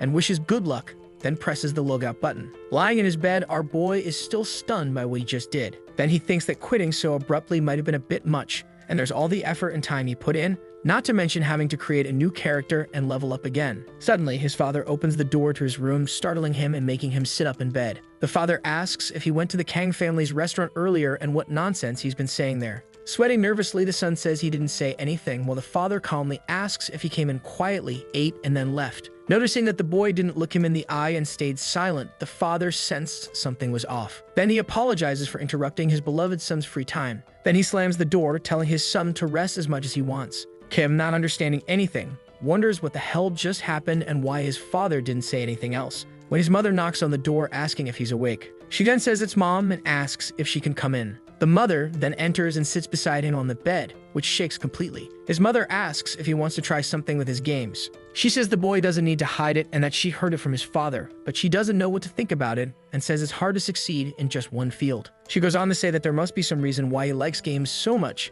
and that if he can make a career out of it, then it might not be so bad. Kim wonders what the hell his father told his mother while saying to her that it's nothing big, he just likes to play games. The mother stands up and says that if he's just playing, then he should limit the time he spends on that activity. She then continues by saying that maybe he doesn't actually like gaming, because if he really did, he should take the chance and try to explore his talent in that area. Then she gives Kim 3 options, saying to become a professional gamer, a famous influencer, or stop playing and go make money in another field. Sometime later, Kim presses the power button on his sphere. The mother says that from now on he should seek success, and as long as he's making progress, she'll do nothing but support him. But if for some reason he doesn't show results, things will be very different. The boy thinks that his mother didn't really give him a choice, that both options are work and work. His father then comes to the door and laughs, telling him that now he won't be able to relax anymore once games become work. He continues saying the boy would be better off in the army, and that if he starts becoming an influencer, they'll go have a drink later. The son then asks if using mom to launch a psychological attack on him wasn't a bit too much. The father says that's for him to learn not to mess with him again. The boy then sits in the sphere and says he'll play the game his father forced him to, and that he'll manage to do anything he sets his mind to. Back in the game and standing in front of Jisoo, he says he thought a lot about things while she looks at him furiously. He also says it's a bit too much to stress about work and that he felt guilty for leaving the clumsy one behind like that. The girl says she can't trust him and that he might just decide to abandon her again and asks for his phone number. He says he'll give it later and that, at the moment, someone important is waiting for him, and the girl asks who that person is. The boy says it's a friend, and she says he told her he was a solo player and that she was his only friend. Someone approaches and calls Kim Tae-hyun by name, making both of them look over. The woman says she's been waiting there a long time, and that making someone wait like that when you're going to ask for a favor is just rude. Kim and Jisoo stare blankly at the woman. The boy, without moving, just asks who she is. Jisoo starts stuttering as she asks if he was talking about a female friend. She shakes our hero violently, asking if she's his girlfriend or friend with benefits, while he says he doesn't have a girlfriend and asks what the hell is going on. A few minutes later, Jisoo asks the girl if she likes to travel, and she says not lately, that she's enjoying playing this game. Then the beautiful girl says that she's pretty and that people are always asking her out. Kim says that personalities like hers are why guys don't like girls like that it's a waste of beauty. She then tells him to take a good look at the girl next to him and pay attention, saying that obviously that one is a girl and not a boy. The girl then asks the other if she wants to see something different, and the other, upset, asks what kind of different thing. The other one says she has his graduation photos, pictures of him in different and tough times, and the other gets extremely excited at the idea. The girl then changes the subject and asks about the Arcus's incarnate class and comments on the fact that it requires you to invest all your points into luck. They continue talking about the legendary class, trying to understand how he managed to obtain it, while he thinks that he'll never say why he came back to the game. She says that after the subjugation mission, an even harder one appeared, a tribal annihilation, and even being part of the top ranking. She thinks she couldn't complete it even with another person. Jisoo asks if it's really impossible, and she says if it were only the orcs, no, but there's also the Red Zone Guild of player hunters. She explains that this guild is taking advantage of the civil war in the kingdom of Oster to hunt players wandering near Fort Ordon. She continues saying that they're increasing their numbers because of the subjugation mission, and even though they're not the best, they can't be ignored. Kim says he thought she only did pole dance and stuff, but that she's also smart, while she says she's quite a well-known influencer. Jisoo is shocked to learn that she's really famous while the girl shows the content she makes, and our hero sees it on another screen. He's stunned by the number of influencers for everything and sees another guy doing a mission for a legendary class among other streamers. Kim gets a bit annoyed and thinks that making money while playing isn't really his thing. The girl thought it was a total waste for him to have that class. She says he's really good as the second best blacksmith, and he says he's even thinking of opening a shop and that she could use her popularity to attract customers for him. The girl is shocked, asking if that's the only reason he called her, while he says he was joking and that actually the buffs wear off after a while. He then says that to learn even better blacksmithing skills, he has to transition into other classes, and he doesn't want more classes. She asked about the hammer he pulled out of the box that the blacksmith from the starting village gave him, asking if it was because he felt he owed something to Kim. He asks if she has any enhancement stones and asks her to give him one. The boy says that this is the only skill that still has potential to grow, that it's the most basic of all the enhancement skill. Our hero then manages to transform his ancient hammer into an ancient hammer +1, and the system shows that his enhancement skill increased. He then says that numbers don't lie, whether it's the number of times you tried, number of stacks on crafted gear, etc., but if you fail. We then see a browser screen open on a popular streamer's channel, showing a live stream of someone saying they're going to attempt a legendary enhancement. The blacksmith Lucas thanks the guild members and viewers for donating a massive amount of enhancement stones and probability increasing items. He then says that the chance of successfully enhancing to +7 is less than 1%. Lucas thanks everyone again who's there taking part in that gamble with him, and that without them, he wouldn't be able to keep going and would have given up. Blacksmith Lucas then thinks that it's too easy that way. He gets to enhance his own gear and his skills without spending his own resources. He then prepares for the big moment where he'll become more than just a game icon, but ascend and become a symbol for all blacksmiths in history. So hammering a cheap leather shoe, he finally manages to put the equipment at +7.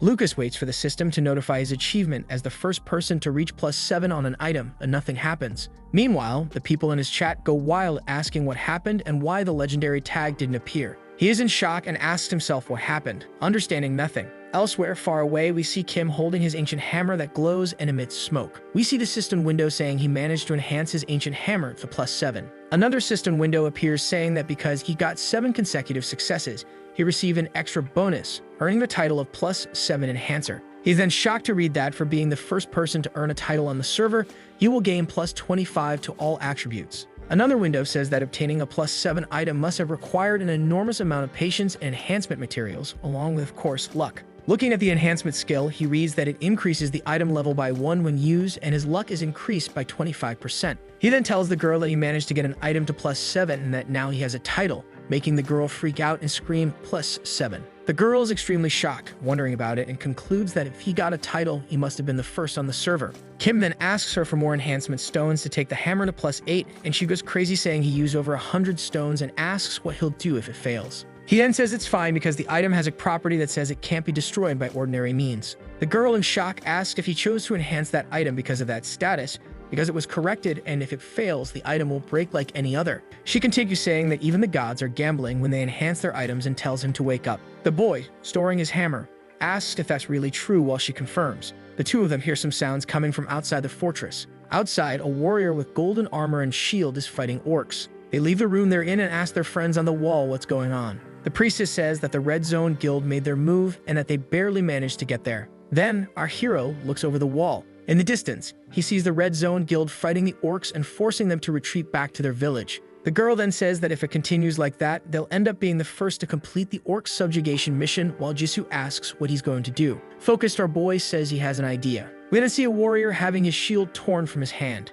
Next, what appears to be the orc leader appears in front of two guild members who wonder who he is and why he's different from the others. The orc roars and raises his huge axe. We then see other orcs charging at the warriors. Two people, far from the battle, are talking, and one says that he finally showed up, while the mage notes that the front line stabilized because of his appearance. The warrior Kane asks if the broadcast is working properly, while the mage says yes. Then he says that as expected, the subjugation phase has changed. Kane then says he hears the audience numbers rising and tells them to run some proper ads. Meanwhile, in the battle, one of the warriors yells to fall back and says he knows they were paid to do this, but that it's enough already. While the other golden armored warrior says it's true that they should at least save their own lives, he notices a rain of arrows coming toward them. The arrows then begin to fall, hitting orcs and players alike as they ask what the hell is going on. Another player notices that the arrows are from the Red Zone Guild's players and questions what they're doing since there are still their allies fighting there. Suddenly, we see some explosions happening and people screaming. Meanwhile, on Kane's stream, people are cursing him in the chat while system windows show that his reputation is dropping with the alliances.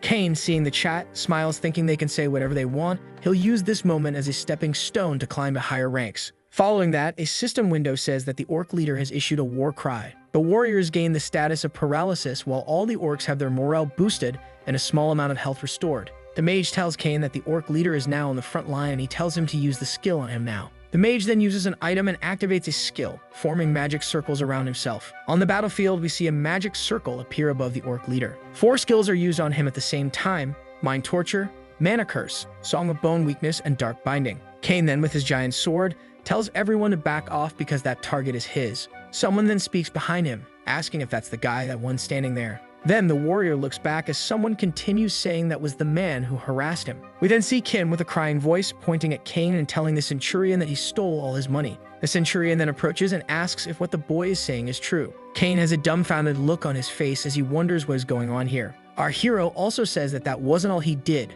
that he stole all of his items and sold them. And he even forced him to sign a contract saying that all the money he earned would belong to the other guy. He goes on to say that he said everyone from Jaltz are barbarians and that all Tylum hunters are loudmouths who can't even hold their bows properly. Kane starts shouting that he's never seen Kim in his life and is interrupted by the NPC saying he'll tear him to pieces. The city's NPC guards surround the group with spears pointed at them. Then Kane asks if he really believes something that kid is saying. A system message with a quest appears for Kane, saying that if he doesn't want to be arrested, he can try to persuade the guards. He is shocked to see the system window with the mission. The woman then says that he thought so hard only for it to end with that dumb plan, and Jisoo says he's much smarter than he looks and that the idea in the end was great. Next, we see a system window saying the persuasion failed, and we see everyone in the group with their hands cuffed. The chat on his stream comments and laughs at Kane for being arrested along with his group, saying that after the cowardly act he committed, it's almost like karma. The woman then, looking at Kim, says that he really is a guy full of tricks. The two of them then run off while he asks the girl to cover his back, and she says it's been a long time since they fought side by side like that. Through Kane's stream, people recognize the woman as Sayu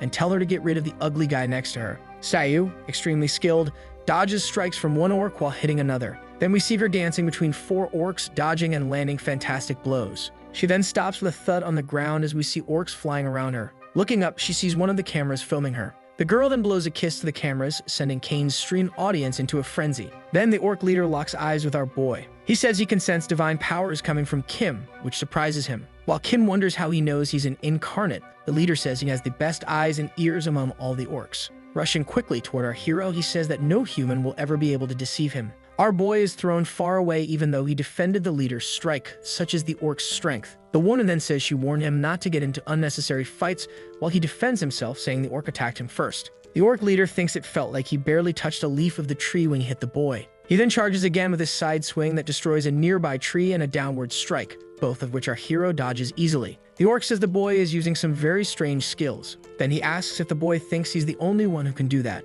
The orc's hand glows and the boy feels something pulling him. Suddenly, he begins to be dragged toward the stronger leader, while thinking this might be a provocation skill. The boy manages to duck and slide under the leader's axe while being pulled, but thinks this isn't good for him. Trying to stand, he thinks it's hard to dodge that skill. The orc then shouts at him, challenging the boy to dodge again. Then the boy has an idea to take advantage of being pulled and attack instead of dodging, flying forward with his sword in hand toward the leader. He shouts "Lucky Strike," fifth interaction. Our boy is surprised as his sword strikes the orc's chest armor, while the orc asks how that human dares. He continues asking how he dares to think he can pierce that armor of his. The boy then says it seems the orc has very good equipment. He then pulls out his ancient hammer, saying he's going to use some good things he has too. As he draws the hammer, he thinks that item has a title attributed to it, and it's time to show its worth. The orc, charging at Kim, asks what he plans to do with a toy like that. He then shouts as he uses Lucky Strike, seventh interaction. Our boy hits the orc's chest armor squarely, which slowly starts to crack and explodes, completely destroying not only the armor,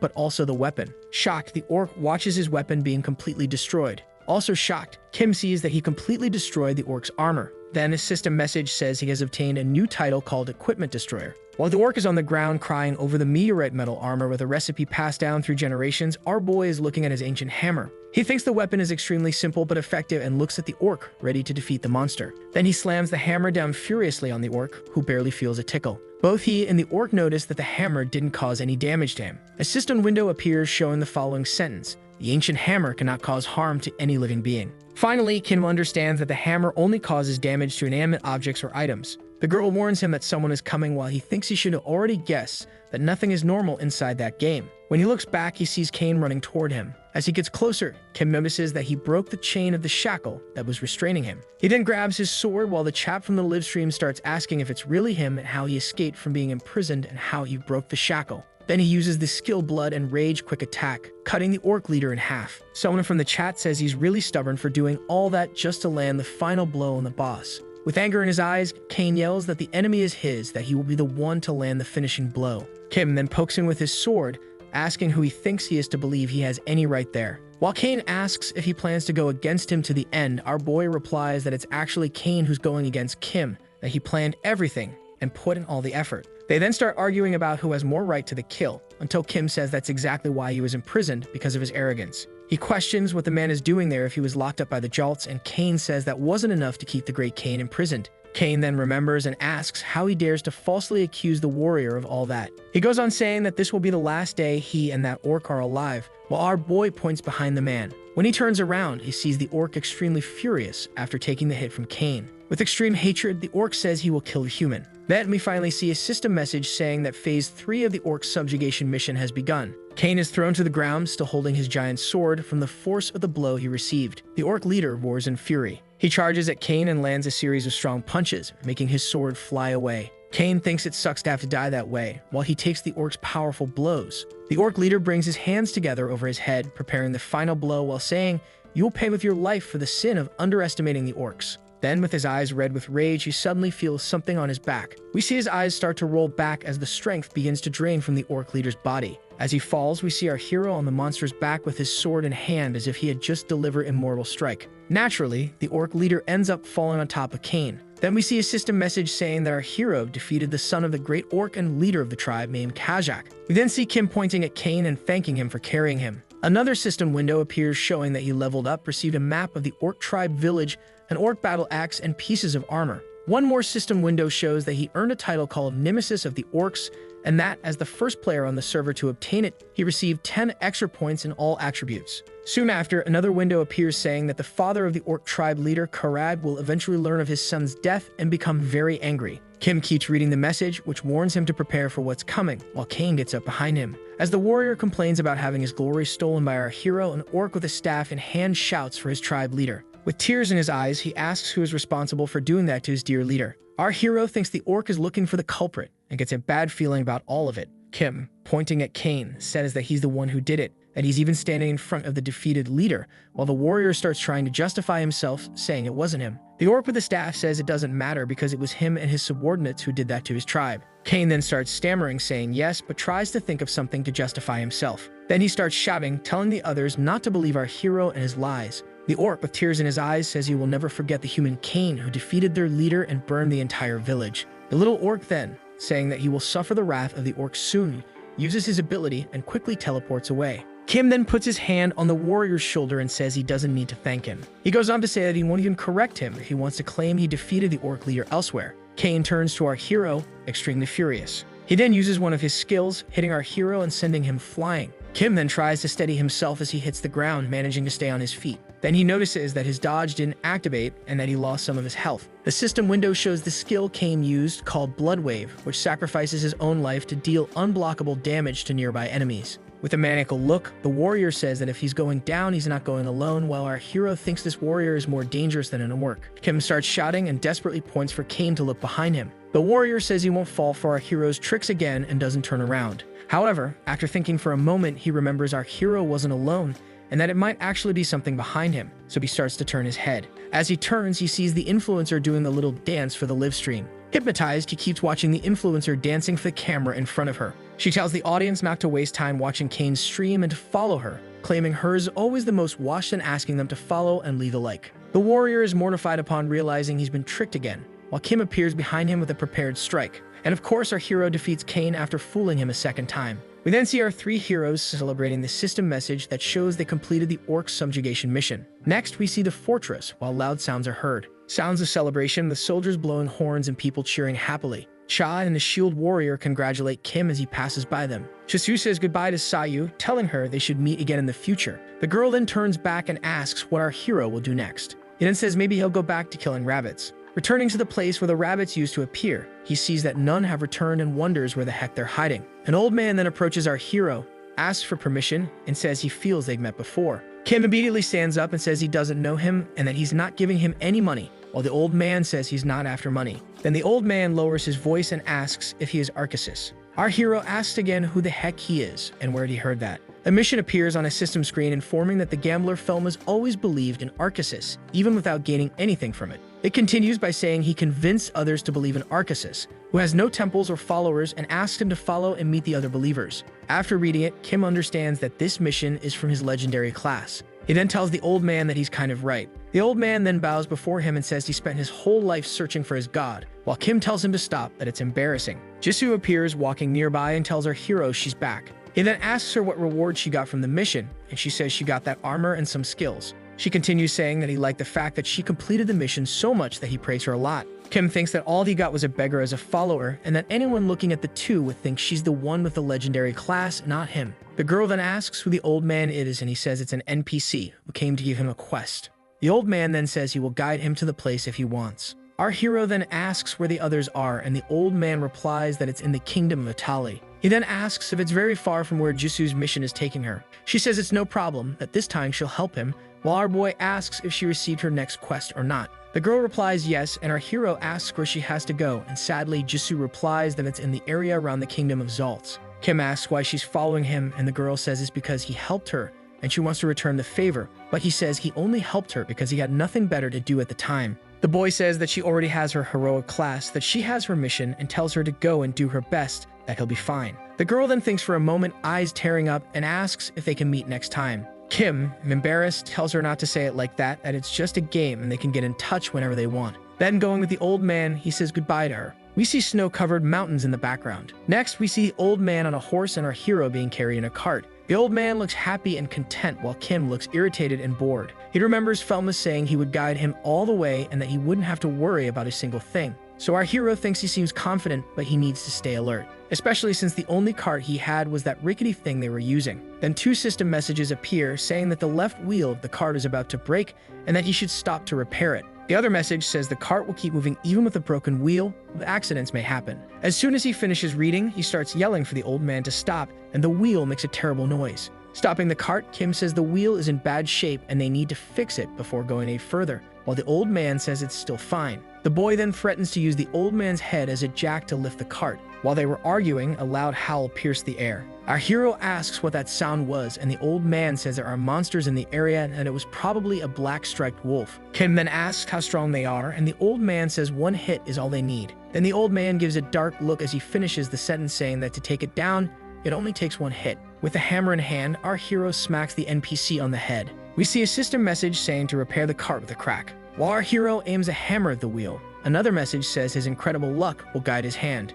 Then he gains a new skill called Divine Premonition, which says that through the abilities of Arceus, he will show the way. Our hero realizes that this ability shows the spots he should repair and the spots he shouldn't touch. Curious, he wonders what happens if he hits a white area and then gives it a light tap with the hammer. Obviously, he completely destroyed that part of the wheel. Afterward, he noticed the area had turned red. Sometime later, we see the system message saying that he repaired the wheel, the interior of the cart, and that his skills in repair and blacksmithing have increased. Kim holds his hammer proudly, satisfied with his work, while the old man looks amazed at his skills by his side. Another system message says he gained a new skill called mechanical engineering. Our hero is surprised and happy to gain such a useful and unexpected skill at that moment. He gets nostalgic, and the old man quickly notices and calls his name, but our hero explains that it's okay. He just remembered something from his past. Kim asks what kind of people the followers he gathered are, and the old man doesn't quite understand the question, while our hero follows up asking their classes and such. He then says there's someone named Nekton who is part of the Royal Guard. Our boy is surprised to have someone high-ranking among the followers and asks whose Royal Guard he is and if it's from the Kingdom of the Tali. The old man then says that at the moment he's retired, and our hero says he should have started with that information. Then Kim asks if, despite being retired, he must have a high skill level, but the old man says he hasn't trained since retiring. The old man says Nekton was a guy who got chased after being caught betting his armor and weapon, and that he can't guarantee his skill level at all. Continuing, he says he's not the only one he managed to recruit as Kim's follower, that there are others too, while our hero is completely disbelieving in this group. Our hero says ironically that the next one must be a man wanted by the kingdom, and the old man gets startled, asking how he knew that. He talks about the thief Ednan, who was known for stealing the royal treasure and making the king really angry. The old man continues, saying that he was caught after months of constant searches. Felmas then says the thief managed to escape after cutting off both of his arms, and Kim gets extremely pissed, shouting out loud. The old man then says that he escaped and changed his identity, did everything he could to flee from his pursuers. Kim gets slightly desperate with the useless followers the old man managed to gather and considers the idea of just running away. Our boy asks if there's any mage among the group he brought together, and he says there isn't exactly a mage, but there's something similar. Then he explains that it was a desperate man who worked for a mage in his tower. He asks Kim if he knows the books that mages have, and our boy asks if he means the skill books of mages. The old man says that this man was the guy who copied everything the mage asked into the book. Kim then thinks that this man copied and wrote many magic books, and the old man says that, at the very least, he must be better than the weaker mages. Our hero wonders if a book written by someone would work the same as one written by a real mage. Night falls and the full moon shines high in the sky. They are camping, and they hear the howls of the black-striped wolves again. Kim then wakes up Felmas and tells him to get up. When the old man complains and asks what it is, our hero asks if he's deaf and if he can't hear the howls. Suddenly, our hero notices something strange. He then asks the old man if he didn't say that only wolves appeared in the area, and the old man confirms and asks if something is wrong. Then, seeing a distant shadow of a mounted knight, he begins to say something to the old man. We get a better view of the figure, who seems to be wearing full armor and holding a spear, while his mount is also fully armored. As he gets closer to the light, we see that the knight is an undead with glowing eyes. Kim wonders what an undead knight riding a phantom horse is doing in a backwater like that. Then, looking into the creature's glowing eyes, he wonders if he should fight the monster. With sweat dripping down his face, he wonders if he could defeat that monster with his current level. Suddenly, a woman shouts for him to stop. She seems to step between the cart and the undead knight and asks what he's trying to do. The woman talks to the undead knight, saying she sent him to hunt wolves, and asks what he's doing there. She tells the two of them that they don't need to hide anymore, that it's okay, and that they can come out from behind the cart. Kim wonders if that woman is a necromancer and assumes she is because it seems like she uses high-level magic and looks like one of the top-ranked players. He keeps thinking, while she approaches the cart, that if she's a top-ranked necromancer, she might be someone famous. The woman gets close to him and stares at him. Finally, he recognizes her as Lee Se-yeon, while she asks if her death might attack them in any way. Our hero is completely shocked and left speechless upon discovering that the necromancer is Lee Se-yan. She asks again if her death mag did any harm to them, while he replies that it didn't. The girl then asks if he's sick or something, while our hero changes his voice and says she's always been like that. The old man then asks why he's acting strange and why he's not arguing with that woman using his usual bad mood and mercilessness. While Kim thinks that if it weren't for the mission, he would throw the old man to the wolves, he stomps on the NPC's foot, while the old man apologizes and says he doesn't want to die. The girl then says she sent that night to hunt the wolves in the area, but somehow he got off track, and she asks if he's a blacksmith. She says he can relax, that she doesn't intend to attack him, and that he doesn't need to be so nervous. Clearly nervous, our boy, still using his new voice, says he's not nervous or anything. The girl then asks if he recognizes her from somewhere, and our hero says he's never seen her, while she says that if he watches her livestream, he'll see she's not a bad person. She then asks if the boy is traveling alone, and he says yes, and she questions if she's making him uncomfortable because he's responding strangely. Kim says that's not it, that he doesn't find her uncomfortable, while she notices he's not low level and asks why he's not in a guild yet. Our boy says he prefers to play alone and that he remembers a player who was a lot like him, some guy named Kim Ta-hyun. Sweating nervously, he stammers while asking who that guy was. The girl then says he was a solo player who played as a blacksmith in the previous game and was really good at it, while he says that guy must have been amazing indeed. She then repeats again that the boy was truly amazing. Even so, she was the one who ended up winning the duel between them.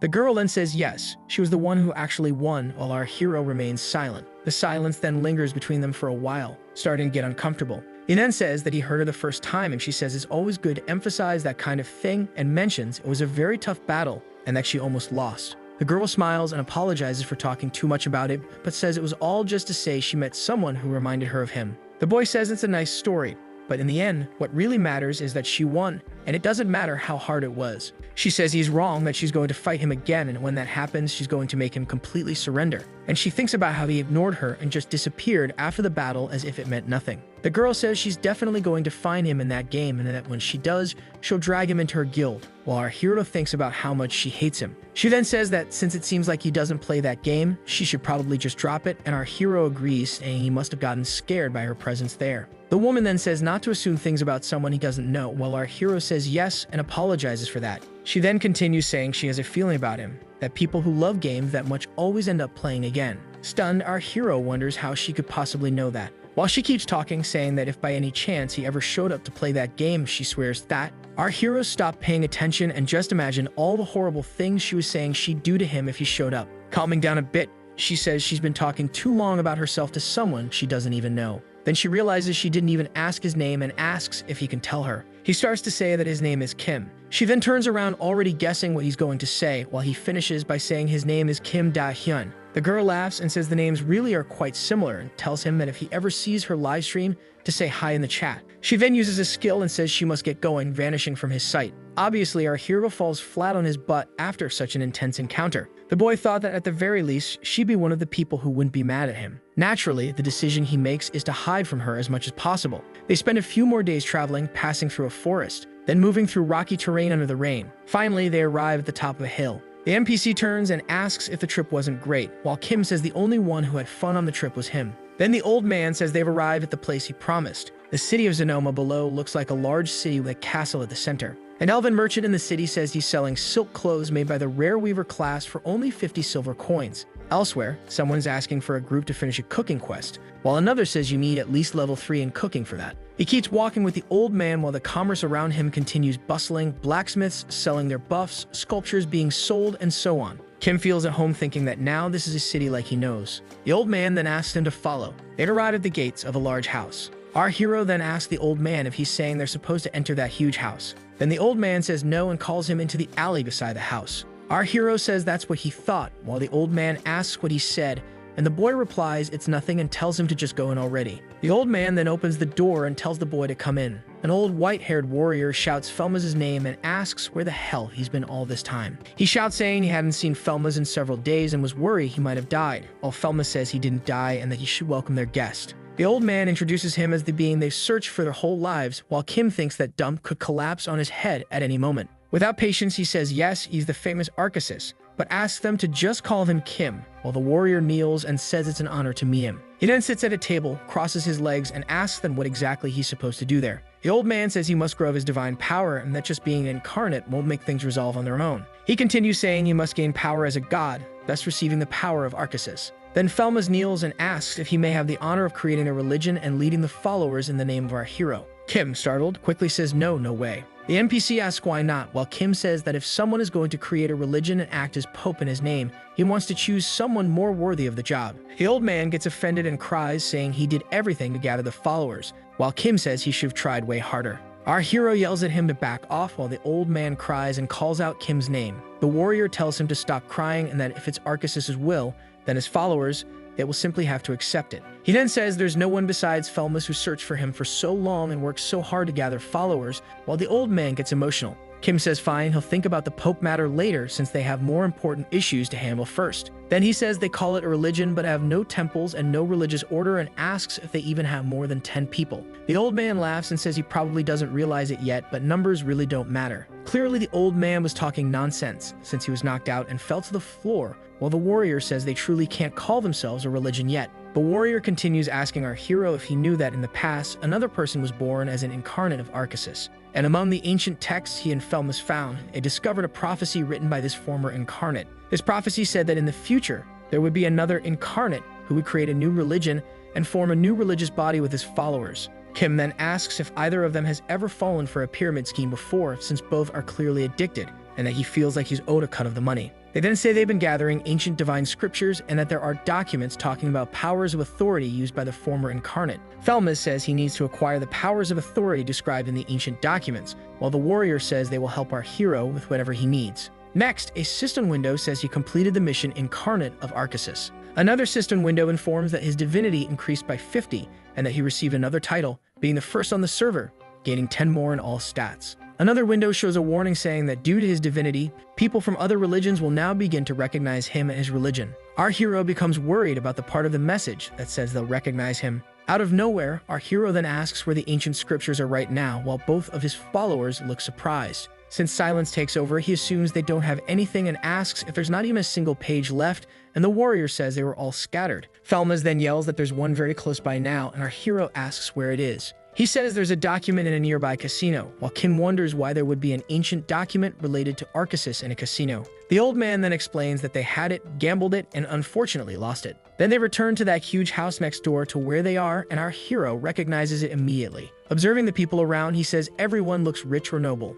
He wonders why there are more guards there than at the actual palace. A warrior walks out from inside the gates and asks if it's really them again and why they keep hanging around there with no money at all. He then says it doesn't matter how much they beg, he's not giving their ancient document back and that they should leave as soon as possible. The old man whispers to Kim that his name is Lupo and that he's the chief of the guard in that area and a veteran warrior. Our hero then says he's not there to beg or plead, that he's there to wipe them all out. The warrior then, face to face with our hero, asks who the hell he is. Something then catches the attention of both the warrior and Kim. Lupo puts his hand inside the chest plate of his armor. He then pulls out a red, glowing stone and is left speechless. He immediately kneels and begs forgiveness for having been so rude. Lupo asks them to follow him because someone wants to see him. Our hero follows Lupo through the gates and into large halls. Someone says that artifact is something used to detect special people with exceptionally powerful luck. A peculiar item used to find people to work in their casino or to keep an eye on problematic customers. But that was the first time the stone not only glowed but also turned blood red.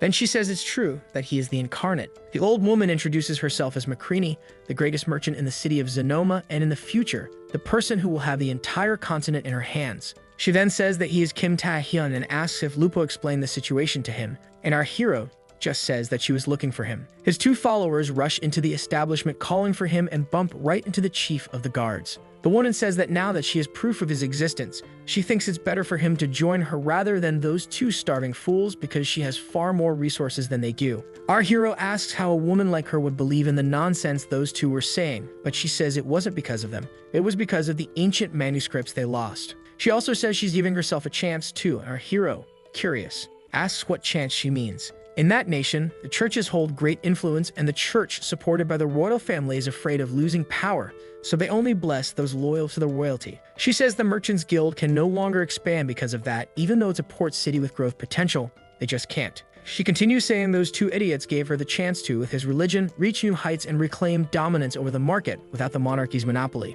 Love, war, and nature. It doesn't matter what religion someone follows, none of them can survive without money and society. But his religion is different, a god of gambling and luck, someone who can influence and change the face of society every day. She goes on telling him to think it through. Who in the world would deny his blessing? And with her money and his religion, they could do some really amazing things. While the woman spoke, Kim was looking through the menu for a button to skip her massive monologue. He then asks to summarize he'll create his church and she'll sponsor him so she can use it as a springboard into the city's market. But he wants to know what he gets out of it. The woman says he needs help to create his church, and that's why he came to her. But he asks what she'll do if he decides not to create a church. She, starting to sweat, asks if he's joking. Kim then says she's the one joking after all. He's the incarnate. He's the one who decides whether or not to create churches, and who's she to tell him what to do? He continues saying his life is just fine the way it is, and that she's the one who needs his help. She's the one who should worry about tripping in the street, not him. The old woman tells him to stop playing and admit that he planted those two there to execute his plan, but he says she's mistaken. He had no plan at all.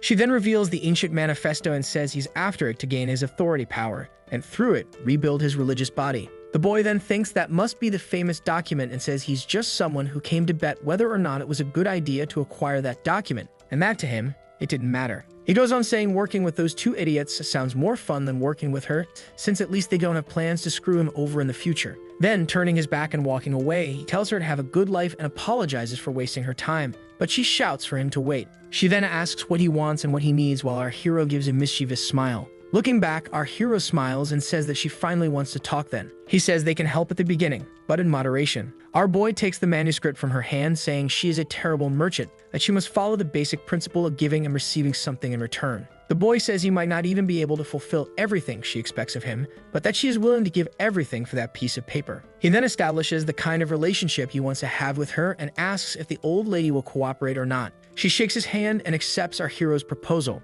A system window shows the information that he became an ally of the Merchants Guild and that his fame increased by 100 points. Then, opening the scroll, he thinks he wants to see what that so-called authority power is that he heard so much about. Kim is surprised when he opens the scroll's receptacle. A message appears saying that he has a class quest to follow in the footsteps of the former incarnate and obtain the same powers Archisus could use. Then he sees a mark on the map pointing to an isolated island. The old lady then says it's not just an ordinary island. The island is surrounded by really strong pirates, and the kingdom has ordered countless times for them to be eliminated, but no one has successfully returned from the mission. Kim asks if even the city's soldiers were defeated, and she says yes, because the island itself seems like a massive impenetrable fortress, and that he would have to see it to understand. Our boy thinks that an impenetrable fortress surrounded by water could be very useful, while telling her that to celebrate this special day he needs her help. A boy wearing a monocle asks if he was recommended by Lady McCreany and what he needs. Our boy says he wants to learn everything about making clothes from beginning to end. Everything he can learn, he wants to learn.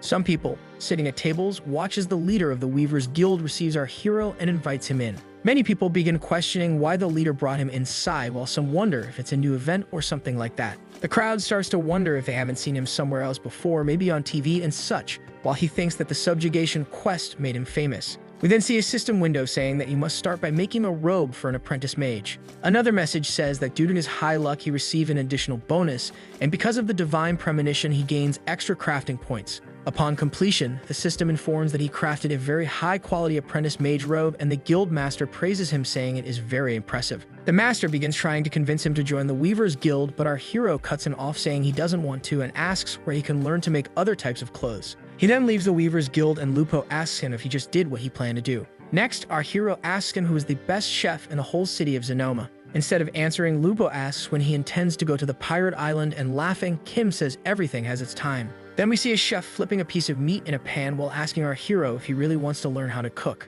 Lupo gets upset, asking if he plans to open a restaurant, introduces the chef as Christopher Pooh, the only 3-star chef in the kingdom in the city. We then see the chef with a fish in his mouth saying it's wonderful, and that he can feel as if it's alive and can taste the salt of the sea. Kim, in the background, says that the fish is indeed alive because he hasn't started cooking it yet. A steak is in the pan while Chef Christopher praises Kim and asks who he learned from, and our hero says he learned a bit here and there. Lupo looks sideways with no emotion in his eyes while the chef lavishes praise on our hero, asking if he has the hands of God or something like that. Then he can't resist and takes a bit to taste and thinks that it really is delicious. The chef then says he will teach him everything he knows while Kim is very happy, but Lupo says they have to capture pirates, not learn every profession. The system informs that Chef Christopher's dream was to be the king's personal chef, but that if he can't reach such heights in life, may his apprentice do so. Another message says that the chef saw potential in him and would like to teach our hero so that he can become the palace chef. Lupo looks at Kim and asks if he's really thinking about doing that. He asks why not, since the title of palace chef has a lot of prestige,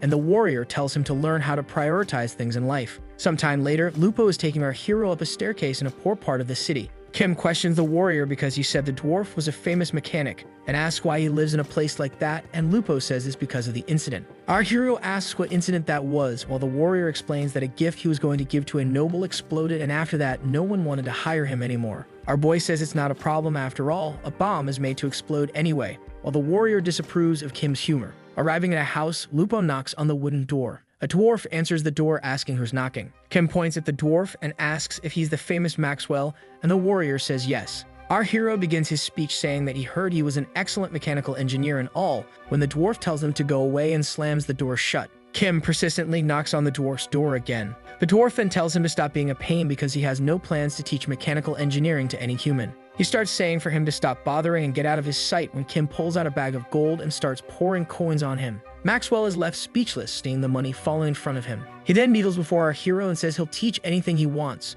while the warrior judges him, saying he has no dignity at all. Our hero says there are things much more important than gold in this world, and Lupo asks what that would be. That and surprising no one, Kim says that more money is more important. He then says that if the money's not enough, just give more money until the person eventually gives in. Lupo asks what if the person still doesn't accept, and our hero, smiling happily, says then you just don't have enough money. Some time passes and we see a system window showing the properties of a bomb our hero created. While another system message describes how dangerous bomb making is, our boy is juggling some of them and Maxwell almost has a heart attack. A message says that with his luck, the chance of spontaneous explosion decreases, and that he can use divine premonition to reduce it even further. Next, he manages to create an item called Black Bomb, which has a very low chance of exploding, and Maxwell praises it, saying it's very good. Throwing another bag of money into the dwarf's hands, he says that if he wants more money, he should go to McCready's shop and look for him. Leaving the mechanical engineer's house, Lupo asks if there will be more detours in their route, and our hero says just one more. He then says it's about his gear, and that he doesn't intend to fight pirates with beginner equipment.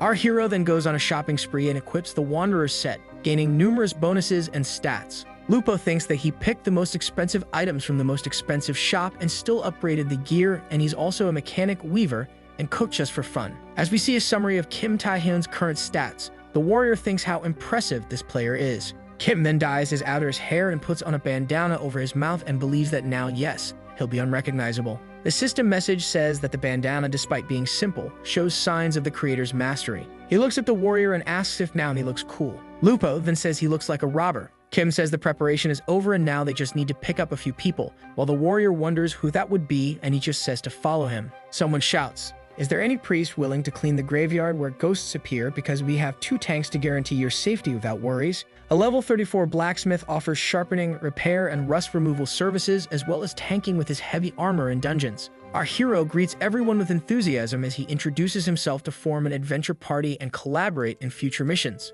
On a beautiful morning, he shows up excited and ready to propose something new to those interested in his skills. Something unexpected happens and everyone wonders if it's a new quest suddenly appearing or some new event in the city. He asks if everyone is curious about his intentions and promises to soon explain the reason for his sudden excitement. Some impatient people ask him to get straight to the point without stalling because time is valuable and the doubts keep growing. Our hero then reveals that he has good news and wishes to introduce a special guest who will bring unique opportunities for everyone. Suspicion arises when he mentions a wonderful quest because it sounds like a scam, since real opportunities are rare in that city. He acknowledges the difficulty of earning gold and improving skills while NPCs pressure everyone daily without mercy. The quest costs only 1 gold coin, which causes surprise and doubts about what kind of challenge will be proposed. He introduces a member of McCready's guild and explains that the quest involves traveling by boat to an island with friends. On the island, everyone will show off their skills to the local NPCs in a fun and easy way, without complications or immediate dangers.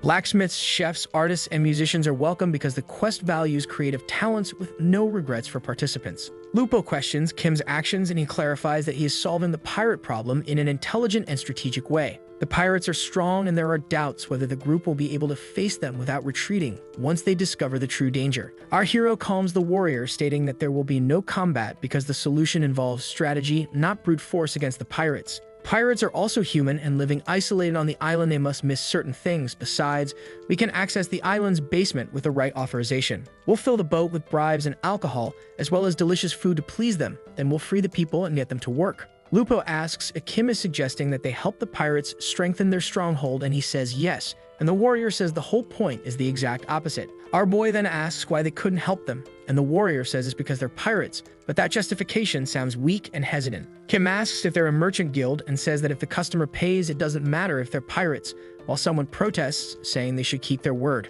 Our boy says to imagine if pirates become future clients and asks if he would really never sell anything to a pirate. He then says he'll handle the negotiations, so get ready to contact the pirates and remember that you all promised to support me in this. Kim says, we're now accepting participants for this quest, so form an orderly line to register. 2 volunteers named James and Tanaka step forward with enthusiasm because they're eager to join the quest. They discuss the trustworthiness of the merchant guild, and one admits his mistake because he realizes he was being too suspicious. The group then sets off toward the island with excitement, as everyone is committed to the mission's success. Kim and Lupo speak in secret because they plan to reveal the true destination only when they reach the pirates' hideout. Sometime later, Kim and the warrior confirm if the message was sent, because they need to ensure the pirates will be expecting their arrival. Confirmation arrives by carrier pigeon as the pirates have accepted the meeting and everything is ready for the encounter. Our hero and the warrior feel intimidated because the pirates have a threatening appearance. The pirates throw a rope so they can climb aboard their ship. As Kim climbs onto the ship, he sees countless pairs of eyes staring at him as he boards. Soon, our boy greets the pirates with respect because he wants to earn their trust and help them improve their stronghold. The pirates, obviously, are suspicious of the intentions because they question why they would receive help without hidden motives. Kim argues that they are unarmed and are merely workers who want to help. They explain that the merchant guild works for money and doesn't care whether the means are legal or illegal. Furthermore, they offer money laundering services because they know the pirates have treasures and need that. The pirates become intrigued and call their captain because the alliance proposal is unusual. They then introduce Captain Danielson, who surprises everyone with his appearance because he is more handsome than expected. The captain comments that he knows they found him attractive and that it's strange because merchants used to fear them. Our boy then argues that times have changed because the past doesn't define the present. He then reveals that they're in a slightly desperate situation, and that explains his motivation. Kim says it's a secret, but the lady lost a lot of money gambling, so they're here trying to recover some of her losses. The pirate leader laughs at the situation because he finds it pathetic that she lost all her money gambling. The captain then agrees but warns that he'll be keeping an eye on them because he doesn't fully trust them. The system confirms the acceptance as the alliance with the pirates is formalized. They celebrate the success, but someone still has a bad feeling because something seems off. An artist is painting a beautiful picture of the sea from atop the ship. Suddenly, she notices that the day seems to darken out of nowhere.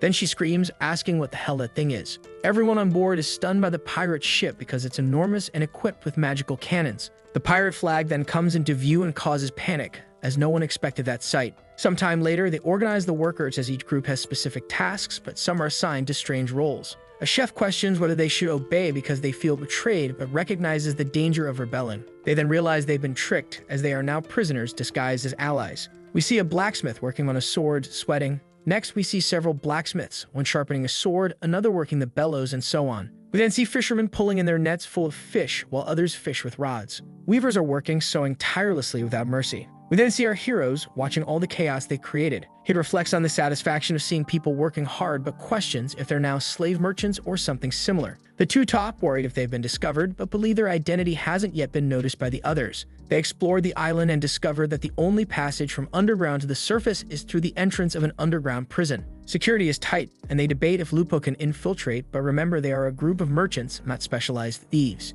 Two angry pirates pressure the blacksmiths to finish the armor repairs and complain about the pair's slowness and incompetence. An angry outburst against the pirates reveals discontent and built-up tension as they work like slaves. They finally get to rest but question why they must suffer so much even in a game that's supposed to be fun. Exhausted from working so much, they joke about how their skills have improved after hours of continuous and repetitive effort. Surprised, they notice their levels rose quickly thanks to the pirates' high-level gear, seeing a unique opportunity for progress. One of them suggests the quest might be valuable, but the other mocks him, thinking the fatigue has clouded his judgment. They complain about the suffering in the game, but acknowledge that this rare chance to gain fast experience shouldn't be wasted. They try to stay positive despite the difficulties, and a colleague praises their resilient mindset in the face of challenges. They're surprised by our hero, who seems to have heard everything they said earlier. The intruder praises their way of playing, but they become suspicious and deny saying anything relevant or compromising. He offers a special deal, but they respond with disbelief, accusing him of traps and lies meant to manipulate them. A pair of pirates bid farewell to another, praising the fine work they've been doing. The two blacksmiths catch the attention of the pirates and say they just arrived,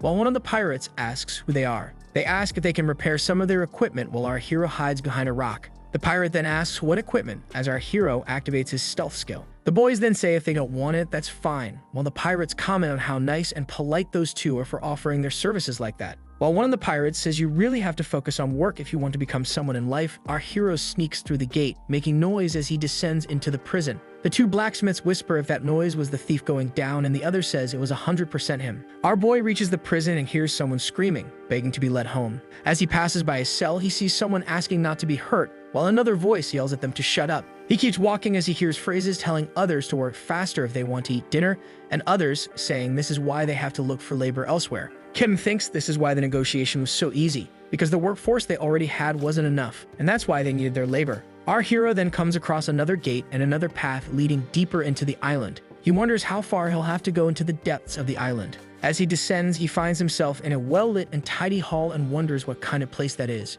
He keeps wondering as he explores why there would be such an extravagant place beneath the prison floor. Someone suddenly asks who's there scaring our boy. A chubby drunk man comes out saying he already warned not to make noise while he's taking his afternoon nap. He then looks from side to side but can't find our hero, who is hiding behind the door. The little man then turns the other way and talks to himself, saying he might be hearing voices. He goes back to his room and wonders what he should drink this time and notices the bottle is empty, as Kim quietly sneaks into the room. While the chubby man says he should order more, our hero surprises him and puts his hand over his mouth, silencing him and telling him to be quiet. Our boy says that if he understood what he said, he should blink once, and that if he makes any loud noise, you will regret it. Stist on Windows appears saying he successfully threatened using strength and gained the threat skill. Then the small chubby man, now without his wig, blinks at our hero. When Kim removes his hand from the chubby man's mouth, he says he did everything they asked, wrote the letter, and had stayed quiet in there, but our hero says he's not a pirate. The other then asks if he's something sent from the kingdom, since he's not a pirate. Our hero says it's true, he came from the kingdom, and the small man says that's what he thought, while our boy follows up asking who he is. He says he's Count Marcel and says he was kidnapped by them and then tricked. Marcel says Kim came from the kingdom, but didn't recognize him and asks if he's there to rescue him, and our hero says he doesn't seem like someone who was kidnapped. The little man says he was kidnapped, but he's still a noble and the pirates wouldn't treat him too badly. Our hero thinks they treat valuable ransom targets well, and the small man says he was already getting bored because all of his drinks were gone. A system message appears talking about the opportunity to rescue him and if successful, receive a reward in the city. Our hero then slaps Marcel in the face. The small man asks him why he did that, while our boy says it's because he's annoying. Getting extremely angry, Marcel asks how he dares to do that to him. Next, Kim asks what he'll do now that he's been slapped, while the little man says he'll call the guards. Our hero grabs him by the collar and says they're not guards but the pirates who kidnapped him, and tells him he's got things confused. Placing his hand on the Count's face, our boy says that if he really wants to call the pirates, then he better make sure his tongue gets ripped out before that happens. The system then says he successfully threatened the Count. A new message pops up saying he gained the intimidation skill.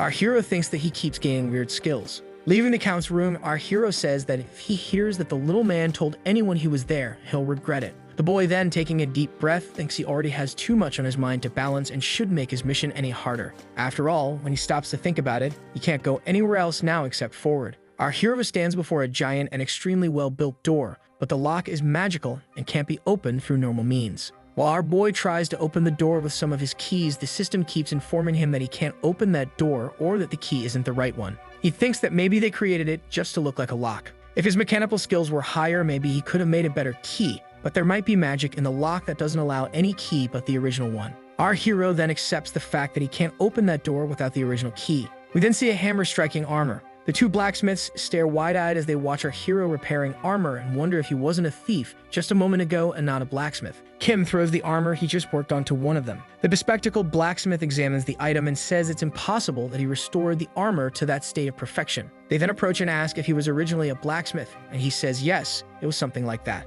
One of them comments that maybe he belongs to some rare profession they haven't heard of yet, or maybe he's from the class of the blacksmith from the Demon Tower. They finally notice that he's already made many armors, shields, and spears. The two then ask our hero to be their master, saying they won't be annoying or anything but just want him to teach them something. Lupo finds Kim and asks why he's still wasting time there. Our hero says he arrived at the perfect moment and asks him to get the two off him. The warrior says now's not the time, that Danielson is looking for the two of them. Sometime later, arriving where the pirate leader is, they see that he's stretching and physically warming up while asking if they've arrived. Our hero says he was the one who called them and asks what he's doing, and he asks Lupo why he looks so impressed, and the warrior says the pirate is in great shape. Kim doesn't understand, and the warrior says he doesn't get it because he's bad at martial arts, and he would understand if he were more proficient, and that it may seem like he has many flaws in his defense, but in reality he has a complete defense. When the man falls to the ground in a relaxed pose, our hero says it's amazing. Danielson says he heard everything, and that it seems he really is very good at what he does, and that it looks like there's nothing he can't do.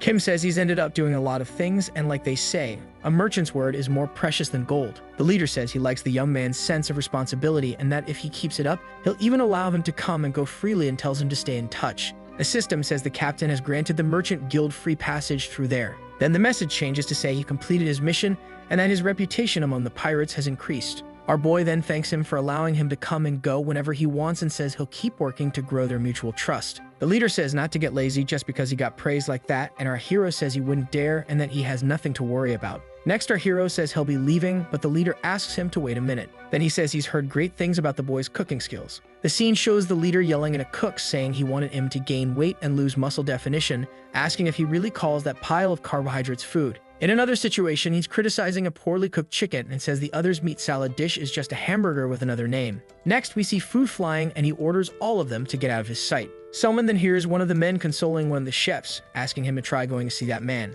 The leader then keeps listening, while the man says he's called the royal chef of Zenoma, the only one Christopher has ever approved. Our hero then asks how he knows that, and he says he cursed the horrible chefs he had so much that he overheard someone telling one of them about our boy. Danielson says he's a food enthusiast, that it's not enough for the food to taste good, it has to be accompanied by class and beauty too. Then he asks to stun Kim if he'll try to satisfy his appetite. We then see assistant Window saying that if he wants to try his luck making a dish that would please Danielson, he would be rewarded accordingly. Lupo by his side asks what kind of crap quest is that, and says it's obvious he would refuse it. Obviously, our hero didn't refuse and ended up accepting the quest, leaving the warrior quite upset. Our hero tells him to calm down because not everything in cooking is about skill, and follows up by saying true cooking is done from the heart. The leader then says he's already off to a great start, being completely different from the other cooks, and that he can't wait to challenge his appetite with his dish. Lupo then gets annoyed, thinking now there are two idiots instead of just one. The pirate then asks what he's doing there if he's not even going to help cook. Quickly, our hero says he's his assistant and that the only hobby he has is cooking, while the pirate doesn't quite believe the story. Sometime later, crying, Lupo slices carrots into rounds and wonders why it had to be him.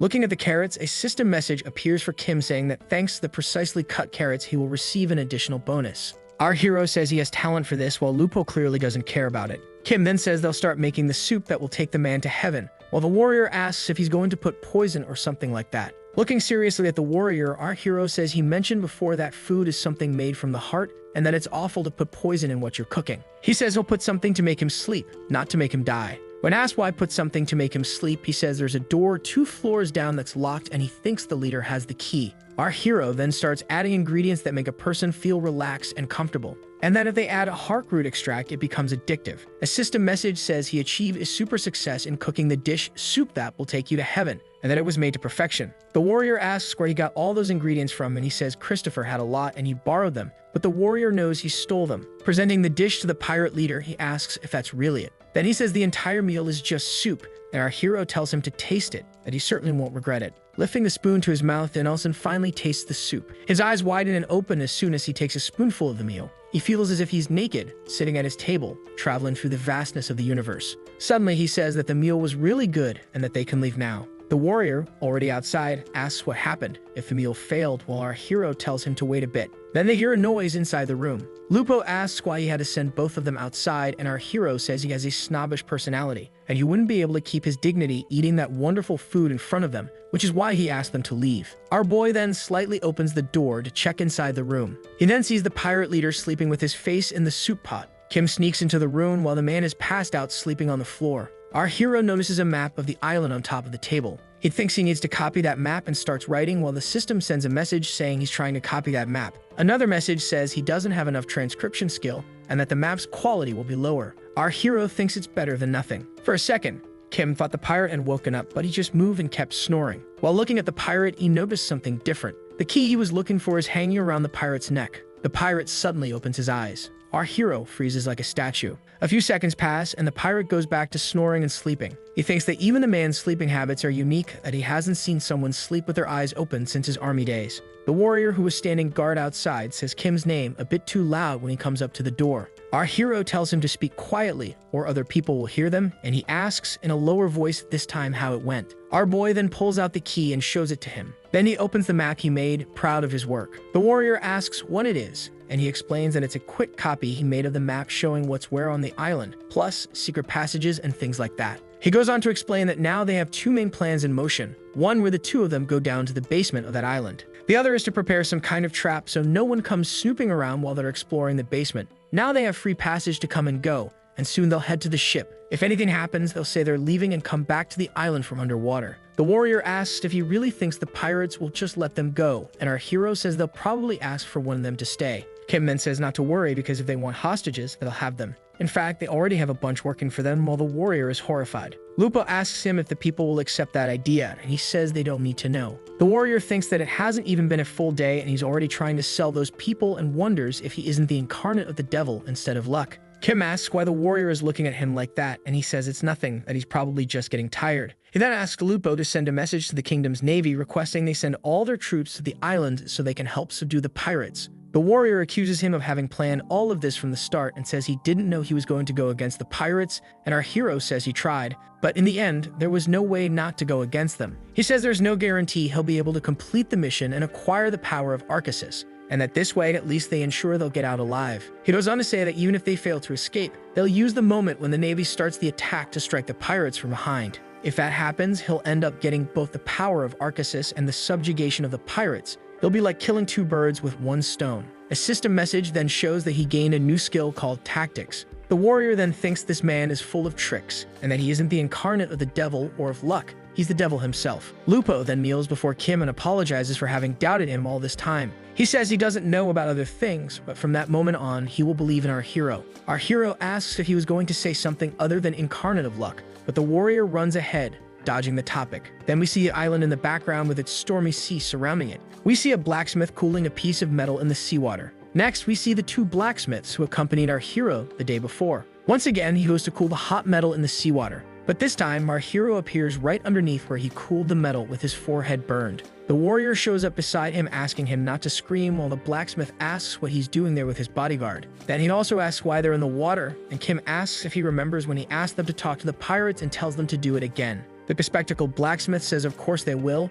If it's a direct order from him, of course they'll do it, but the other blacksmith doesn't seem so happy about it. They then ask if, in exchange for doing a good job, he could teach them some blacksmithing skills. Our hero then says all right, he'll teach the boys everything he's learned. The warrior asks why they're calling him by another name, and our hero says they asked his name, and he had to make something up. Sometime later, in another place, two mugs of drink clash in celebration. Some pirates around the table say that not only do they handle the maintenance of the island, but also cook that wonderful food. One of them says that the two blacksmiths are really going to take off if they keep this up, while they say they're just happy to serve. Kim asks Lupo how long the effect will last in the food and drink, and the warrior says half a day or a full day, so not to worry. Our hero takes the warrior to the gate in the prison that leads to the lower floor. The warrior, as he passes by the Count's open door, peeks inside. He recognizes Count Marcel taking a bath in a bathtub. Lupo says you can't walk through Zenoma without knowing who he is, and he's been missing for some time and was captured by the pirates in the end. Kim then keeps running while the warrior asks if he's not going to rescue the Count, and our hero says no. He then says Lupo can rescue the Count if he wants or try defeating all the pirates above them.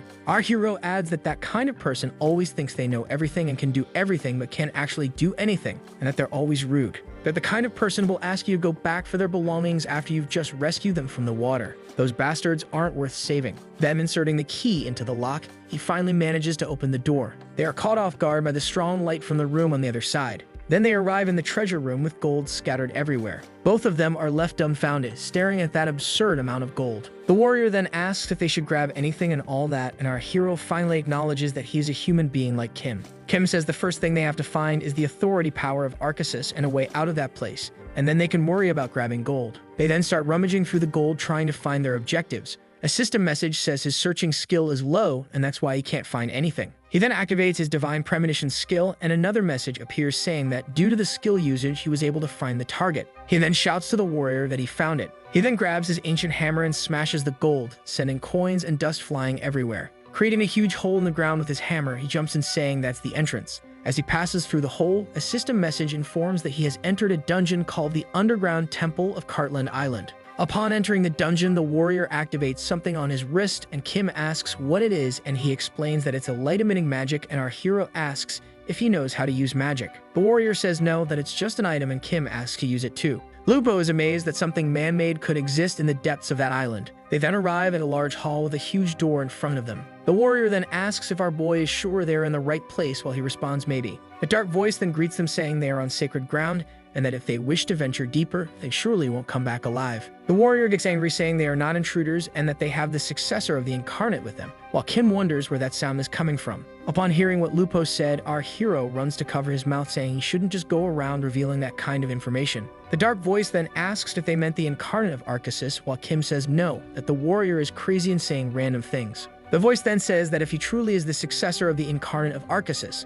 then he should pass through the Pillar of Light or return to where he came from. Lupo asks if he's not going to go through it, while Kim says clearly that it's a trap and adds that he only said that because it's not him who has to go. Standing under the Pillar of Light, he tells the warrior that he will punch him in the face for every trap that shows up there. Then a bunch of arrows fly in the direction of our hero. Seeing that all of them miss the target, the dark voice says it's amazing to see that the incarnate of Arceus lives again. Soon after, the voice adds, wondering why he is so weak and saying that it's interesting. Our hero thinks that he must be the only one to have taken this class at such a low level, and the voice opens the door in front of Kim and tells him to take the power if he can. The warrior comes near our hero worried, and our boy says he's fine. He asks if the boy is really okay even after taking that absurd amount of arrows, and he says none of them hit him and that he's really fine. Kim says that in any case, he already proved he's the incarnate and asks why the voice said to take the power if he could. Why test him even more? They could just give it. The warrior then jumps and pulls our hero, telling him to be careful as another volley of arrows flies towards them. Lupo asks if he's okay, and our hero says that he's an incarnate. Of course he's fine,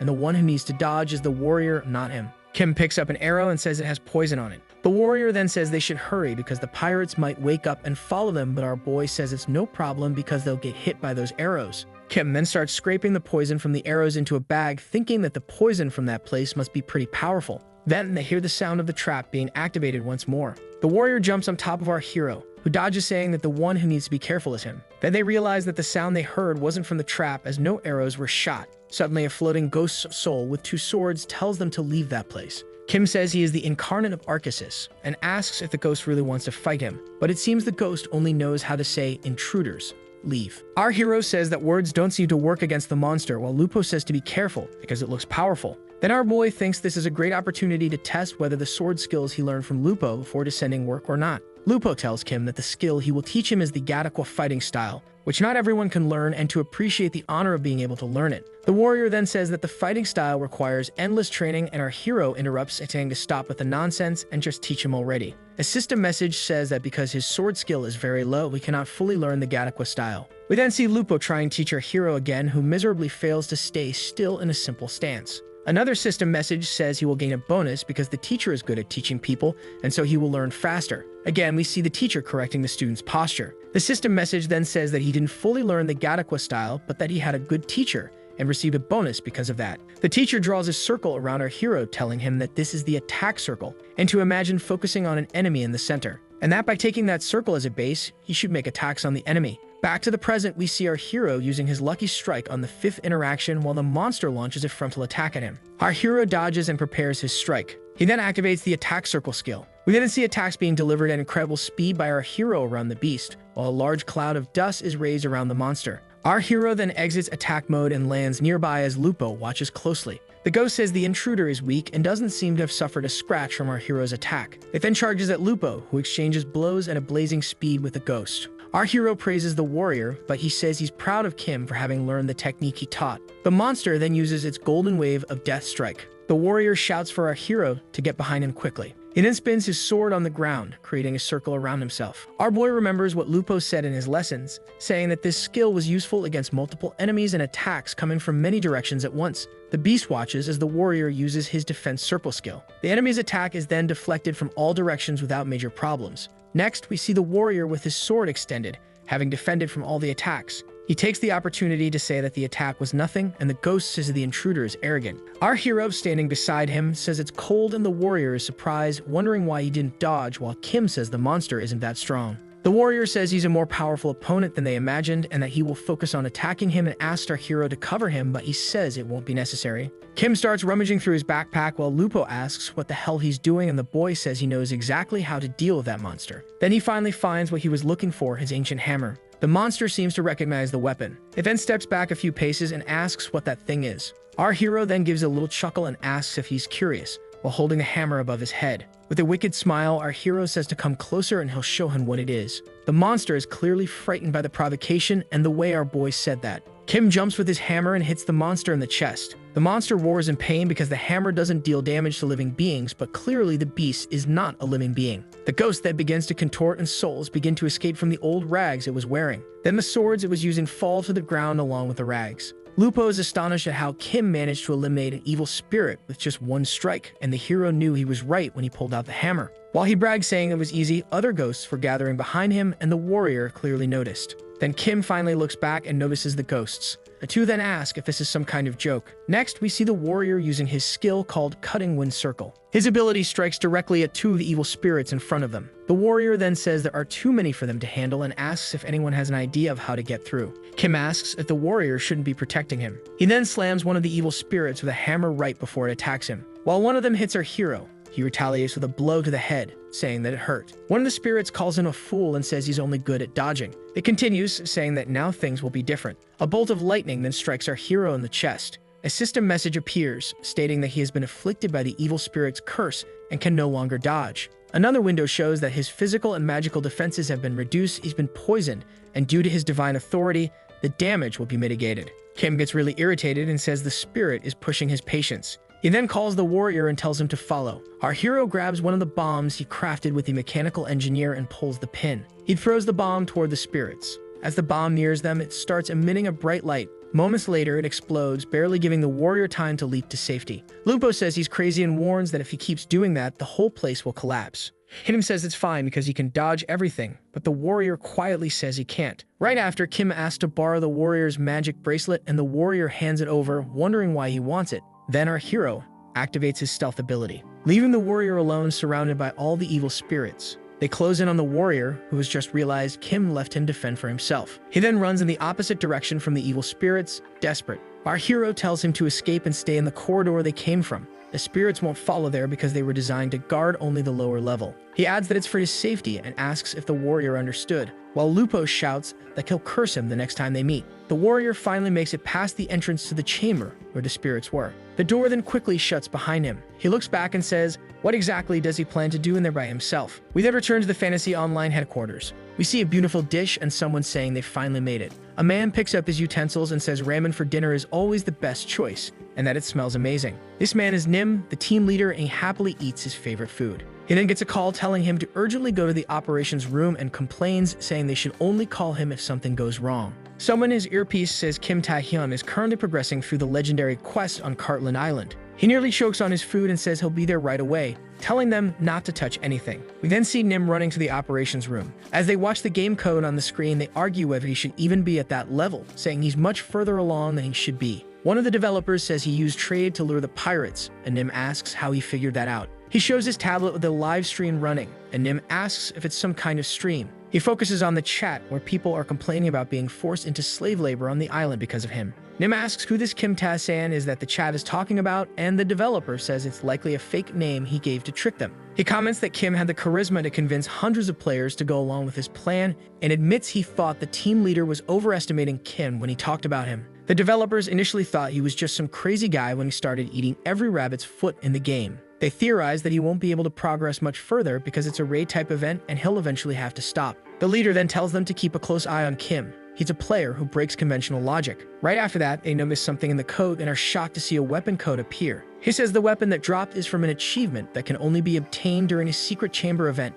and that an evil spirit just dropped it for the player. The leader then says that item wasn't even supposed to drop because they put it in the code but never tested it, and asks the developer to check the log. The dev then says the drop happened because of the player's luck attribute. Meanwhile, inside the game, Kim holds a broken sword in his hands with evil spirits coming out of it. Kim says he was happy when the cool sword dropped, but it has a penalty that says he takes damage every time he uses it and loses 100 luck. He then holds the sword and says it really feels strange to use it and wonders what happens when someone ends up with negative luck. Then our hero is interrupted by the sound of footsteps coming his way. He looks back and sees an undead-type monster with 3 arms approaching him. Our hero hides while the monster says it can smell someone who is alive. Kim thinks that clearly this one is different from the monsters he's faced so far, but he grips his ancient hammer tightly. He then uses his Lucky Strike skill on the 7th interaction. Suddenly, he jumps at the monster thinking he has to give it his all. Our hero hits the monster, who apparently barely felt Kim's blow. Our boy is stunned to see he caused no damage while the monster says the human has finally shown his face. He asks the monster if it isn't undead, because it sure looks like one, and the beast clearly gets offended. Then Kim is hit directly by a dark lightning bolt from the monster. System messages say he was hit by a curse from the flesh golem and that his movement speed was reduced and some of his health was stolen. Another message says that because of his divine power, the curse effect was weakened on him. Suddenly, the monster shouts for him to die. Our boy thought the golem was a physical type, but was completely wrong because even it could use a skill that's impossible to dodge. So, with the new sword in hand, he tries to use his new skill, Counterattack Circle. He activates the circle just as the golem releases another dark lightning bolt at him, causing the lightning to bounce back. The golem is surprised as the lightning returns in its direction. Obviously, the lightning hits the flesh golem directly. Our hero thinks that this skill is amazing and wonders why the warrior never used it, while we see Lupo saying that the success chances are extremely low. From within the dust raised by the golem hitting itself with the lightning, another black bolt comes shooting toward our protagonist. This time, Kim says he wants to hit the flesh golem directly. Just as he goes to reflect the blow, the lightning splits into several. Desperate, he starts using the defense circle skill. Our boy manages, luckily, to defend himself from all the strikes. Then Kim thinks he can only block one attack at a time during a single use of the counterattack circle. He continues thinking that there are a lot of monsters he can't just rely on luck to beat. The monster then sees a lit orb flying above their heads. That orb explodes, making a big flash. The monster then shields itself from the falling ceiling debris while asking what the living being is doing. Kim then, knowing that the monster was way too tough to beat in a fight, runs and passes by it, leaving the monster behind. The golem asks what he's doing and tells him to come back, while our boy replies that of course he wouldn't go back. The golem then starts expelling some black tentacles. It tries to capture our boy using those tentacles. Our hero is surprised that the golem, who seems like just a lump of dumb flesh, has so many tricks up its sleeve. Kim then uses his Shadow Leap skill while dodging the attacks from the black tentacles. One of the tentacles then manages to grab our hero's foot. The golem then shouts that he won't let Kim proceed. So our boy uses a skill called Perfect Escape and manages to free himself from the black tentacle launched by the golem. The monster then just watches as our hero gets farther away and screams for him to come back. After running for a while, Kim stops to catch his breath. Looking ahead, he notices something different. He then notices there's a pyramid with something shining at the top. He says it looks like that's the end of the dungeon. As he climbs, he says it doesn't seem like there's anything dangerous around there anymore. A voice arises asking who dares set foot in that sacred place and tells him to leave immediately if he is not of the correct lineage for his own good. The voice continues saying that if he doesn't want to leave, he will be tested to see if he is truly worthy, while Kim smiles and says that's fine. The boy thinks that every time the voice says it's going to test this or that, and it would be even weirder if he just went back after coming all the way there. Our hero reaches the top where he sees a scroll and says that surely as soon as he touches the scroll, something is going to explode in his face. He then places some of his grenades around the area. Next, he says that with him it's eye for an eye, that he needs to make a few big holes to escape in case another huge monster appears. Kim then extends his hand and grabs the scroll. A system message appears saying he has obtained the authority of Arceus. Then several system messages pop up, one saying he gained 150 points in fame and divinity, and that his stats increased by 5. Another showed that he completed the class quest, and that his name would be known in all sanctuaries. Then came one saying his divine authority had leveled up as well as his divine dignity, and that he had gained a skill called Summon Good Luck. One of the last ones said that for having acquired the authority of Arceus, he would be recognized from now on as the one and true incarnate of Arceus. The last system message was a warning saying he had awakened an evil spirit of a god. While reading the last message, he was thrown to the ground, landing awkwardly. Then he hears a dark voice, almost a growl. The voice says that finally the hair of the incarnate has arrived and that it was waiting for him. The spirit forms in front of him and says it cannot hide the joy of seeing the legitimate hair obtaining the divine authority. Kim then simply turns his back and says that's fine and thanks it, and says he's leaving that place now. Suddenly, a dark energy appears in front of him, blocking the exit door, while the voice says he can't escape without first completing a test. The spirit then says it promised Arceus that it would test anyone who arrived there, and that the test would be simple: defeat it. The Great Spirit says that if he is the true heir of the incarnate of Arceus,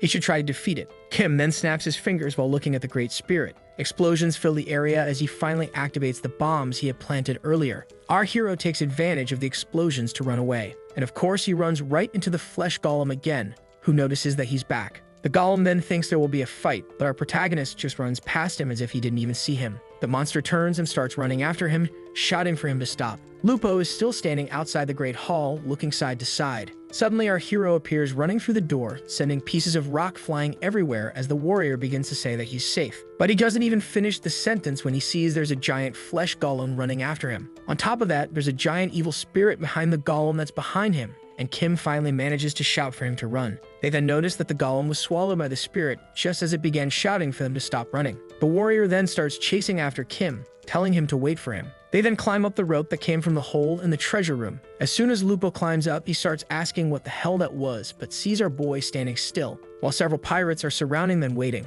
One of the pirates then points his spear at him and says he must be wondering why. He informs them that the Count went to complain about the noise to him, who then went to the leader of the pirates and woke him up, and then he came there to capture them. Kim says all of that happened because of that annoying noble. Then something starts making the entire environment shake. Suddenly, the evil spirit comes out of the hole, shouting how dare the descendant run away from him like that. The pirate guard and the Count who is hiding there look at the monster and ask what the hell that thing is. The entire island starts shaking and we see our boy running back toward the surface. As soon as the warrior comes out, rocks fall and block the entrance to the underground. He then breathes a sigh of relief thinking he could have been buried alive down there. Lupo then points behind our hero. Next, we see many pirates waiting for them to come out along with their leader Danielson. Kim then asks if the pirate leader looks nervous or not. Suddenly, a little voice behind them asks for help and asks if anyone is there. The Count then, surpassing all expectations, manages to free himself and says for them to take him to the city immediately. Kim asks if killing the Count right there could make it seem like the pirates did it, but Lupo says that's a bit much while the boy thinks the Count could mess things up for them later. The Count then runs ahead, surrendering and says he only ended up like that because those two guys threatened him.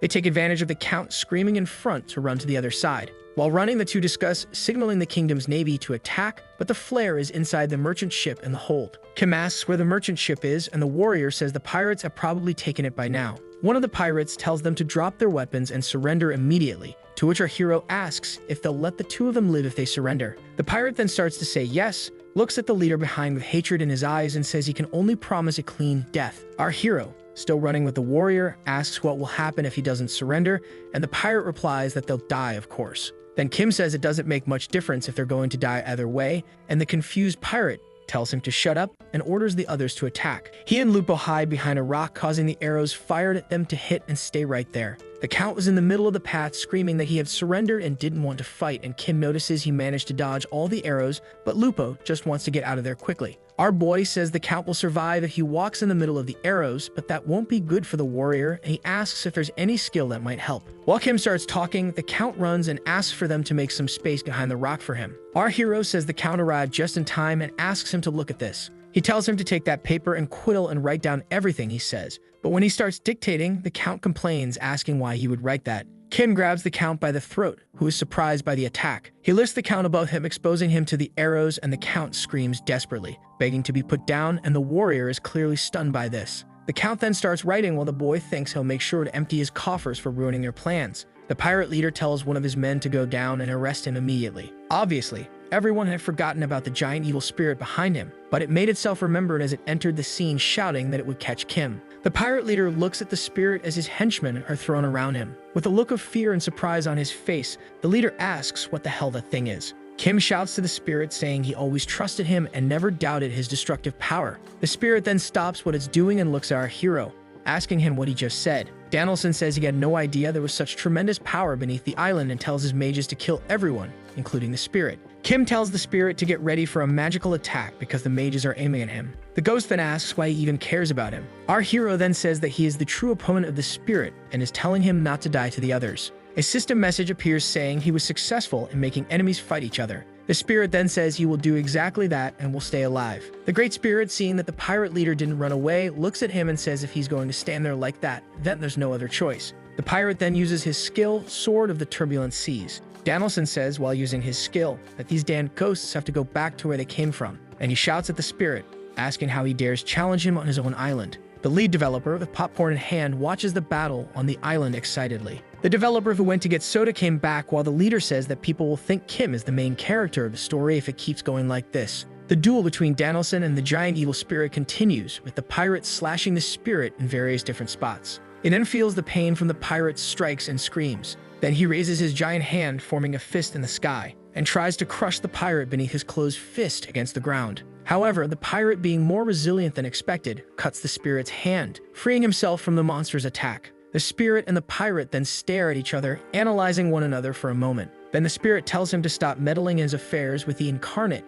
and while he speaks, several shadows fall from the sky around the pirate. The spirit then says for the warriors to rise and fight, as we see several ghost warriors appearing. The other pirates nearby show up and organize themselves to protect their captain. We then see from above the pirates and the ghostly specters clashing against each other. Our boy then says to run as fast as possible. A system window appears and shows that he gained points in his tactic skill for saying to work better and actually working better. Then a new skill called Harsh Lashes is unlocked for our hero, and he gets a whip. The skill drains life and mana from the person while increasing their stats. To test the skill clearly, he starts chasing the count, making him work better. The warrior tells him to take it easy and asks what they'll do if the count passes out, and our boy says he'll blame it on the pirates, while showing a maniacal look. Then we see the merchant ship dock at a port. Inside the ship, the pirates tied up the sailors and told them that if they kept moving, they'd die. One of the sailors asks what happened to Kim and Lupo. Suddenly, another pirate arrives saying there's a big problem going on, that the captain is fighting a demon. Then, our hero falls on top of the man who brought the news, hitting him on the head with his sword and surprising the other pirate.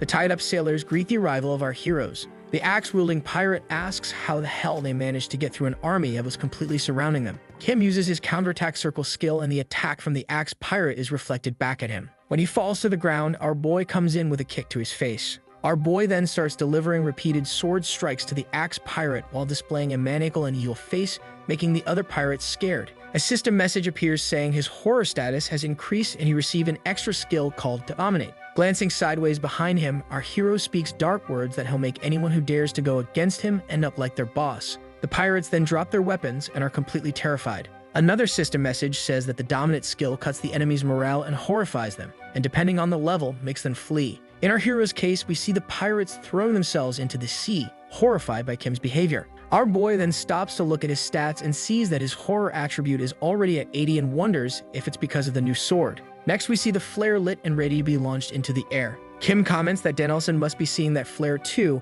and that he's probably really nervous, and asks if they shouldn't raise anchor and leave right away. The Count steps in saying it's a great idea, and that they should take advantage of the moment while the pirates are still confused. Our hero then kicks the Count and says that since he suggested it, now they'll do the complete opposite of that. The warrior then calls him and asks him to look in the direction he's pointing. They see a bunch of pirates arriving at the edge of the island at the dock. Next, the giant evil spirit chases after the group trying to escape, while the spirit asks why they're still trying to run away. Kim yells at them to solve their own problems among themselves and far away from him, and asks why they brought all that noise to him. Our protagonist grabs the Divine Authority scroll and says he didn't want to open it until he got back to the city, but now he'll have to. He then opens the scroll and a golden light emanates from the paper as he yells that he's going to give it his all. Our boy then points the scroll to the skies and a pillar of light emerges from the paper. A system message then says that he has summoned a divine beast. Our hero thinks it would be something much more epic, and that it's just a divine beast. Then another system message appears asking how much luck he wants to invest and reminds our boy that the loss of luck is permanent. He then says he's going to use 1,105 luck to summon that divine beast and thinks that by using that amount he'll still have 1,500 left. The pillar of light rises into the clouds above the ship and then thunder starts coming out from inside the clouds. A giant magic circle appears in the sky and begins to suck people in. Many of the lower-ranking pirates are pulled up there while calling for their leader Danielson. The warrior tries to hold onto the Count and another pirate, while telling everyone to hold on tight. After some time in the middle of the dark clouds, the center remains illuminated. One of the sailors points up and asks Lupo if that is really what he thinks it is. Danielson and the giant evil spirit are surprised to see what has fallen from the skies with Kim's summoning of the divine beast. The warrior then runs to our hero and shakes him, asking him to snap out of it quickly. Looking up, he sees a gigantic dragon and is extremely shocked. Still stunned, our hero stammers the word gold. The dragon then, observing the ship, hears Kim say golden dragon. Then flying above the ship, making it look like a little fishing boat, he calls our hero master and asks what name he should have. Lupo then stammers the word master while the Count asks if that is our protagonist's dragon. The warrior then manages to say the word name, feeling slightly happy as the Count repeats the dragon's words. Our boy then starts to say the word draggy while the warrior and the Count stare at him in disbelief. We then see a system menu asking him to choose a divine beast of his preference. Our hero then wonders if it's a random beast, and what's the point of all this then? One of the options looks big and unstable, and the other looks small and stable. He then laughs and says that if he's here to gamble, then let the betting begin. The next question was to give a name to his divine beast, and he thinks that he's had a name he's wanted to use for a long time. Then he starts writing the name King, God, Emperor, Majesty, but the system says the name is too long and can't be used. He starts writing another name, but the system warns him that if he wants to use that name, the friendship level with the divine beast will be altered. Kim thinks choosing a name is too much work and decides he'll just use the random name option instead. The system says he has chosen the random option and that it will find the best name for his divine beast. Our hero says that the random choice pulls from a database intelligently, so there's no way it could be bad, and then the name Draggy appears on the screen. Our boy is in shock upon seeing the name of his divine beast. Looking at the big and unstable monster, he screams asking why it chose such a childish name and that he wouldn't even give that name to the neighbor's cat. The system then tells him he will return to the original world in 5 seconds. Kim tries to talk to the system to let him go back to the beginning, that he wants to try again, but obviously, the system ignores him and takes him back. He begins to return while still screaming that the beast's name shouldn't be Draggy. His friends criticize him, saying he couldn't have named the rarest and most sacred being in this world Draggy, that it was almost disrespectful. The dragon then closes its eyes and repeats its name, saying is a wonderful name. The three stare in disbelief at the dragon as it says it feels a strong emotional connection to the name. Kim then asks if that's really it. Then he gets upset that he wanted to give it so many other names he considers cool and that the dragon would have loved them anyway. One of the pirates, scared, asks what that is and another calms the other saying it's just an illusion, that no one in the world is capable of summoning a dragon. The pirates then agree it must just be an illusion and start running to attack again. The great evil spirit stands watching in silence as he sees that scene. Suddenly, the dragon notices the movement of pirates on the beach below him. The dragon then says there are many pitiful beings down there, as its mouth begins to charge energy and glow. Then the pirates look up and see that the dragon's head has turned into a ball of light. The pirates, who are being sucked in by the dragon's intake of air, comment that it can't possibly be a dragon's breath. Then the dragon unleashes its gigantic golden breath. The sound and destruction that followed with just one breath from the dragon was absurd, and the three were able to observe everything from the ship. The mountain literally melted and caught fire in the wake of its breath. The three of them stand still, watching the absurd power of the dragon and what it did to the mountain with just one breath. The warrior starts clinging to Kim, saying that he is a very powerful person, while the count offers money and asks how much he wants for the dragon. Draggy then continues breathing and eliminating every living human on the island from one side to the other. As it was about to release another breath, it starts coughing wildly and our hero looks on embarrassed. Then he asks if maybe it's pushing itself too hard, and Draggy says no, that it's nothing for him. And our hero says he heard him cough, but Draggy says it was just the boy's imagination. Either way, he asks not to attack the people on the other side of the island, and Draggy says he doesn't need to worry. Some other players who are being forced to work there see rocks falling in their direction and watch the dragon charging up another breath. One of them then starts live streaming showing the dragon breathing fire on the island. The chat starts questioning whether it's actually real or just an illusion, but the destruction on the island is very real. People keep talking in the players' chat and ask him to get closer because they want to see the dragon and the stream quality is bad. The player doing the live stream says they're currently trapped by the pirates and can't move, unfortunately. One of the pirates says the Merchants Guild tricked them, and now everyone there is a hostage, even though they worked excellently for them. Some players start discussing what they should do and think about just rushing forward and trying to escape. One of them suggests trying to find another exit from that place and that none of them had a combat class. One of the blacksmiths says Kim Ta-san will save them, that he's the kind of person who will definitely show up at the last minute to save everyone. The other group then bursts into laughter and the blacksmith seems confused and asks why they're laughing. One of them then says that the same person who tricked them is going to be the one to save them in the end. Yeah, right. Because of the blacksmith's outrage, the other then proposes a bet and the loser will have to swim back to the city of Zenoma. On the beach, with the scene of devastation caused by the dragon, we see a sword driven into the sand. We then see Ganelson enraged. Looking from the ship, Kim says he knew he was strong because he was fighting evenly with the evil spirit, but now staying alive against a dragon is another thing entirely. The pirate starts taking off a white cloth from around his neck, while our hero wonders if he's some kind of monster or something. Then Danielson says that he's the one who wants to ask that question. Running toward the ship, he asks who is this guy who is capable of summoning a dragon. Our boy then puts his hand on the edge of the deck and jumps into the water, heading toward the pirate. He thinks Danielson is crazy, and as they clash sword against sword, he thinks that if they fight now, he'll definitely win. They then begin exchanging blows at an astonishing speed. The sailors and his friends watch from the ship's deck, stunned by the skill displayed by both of them.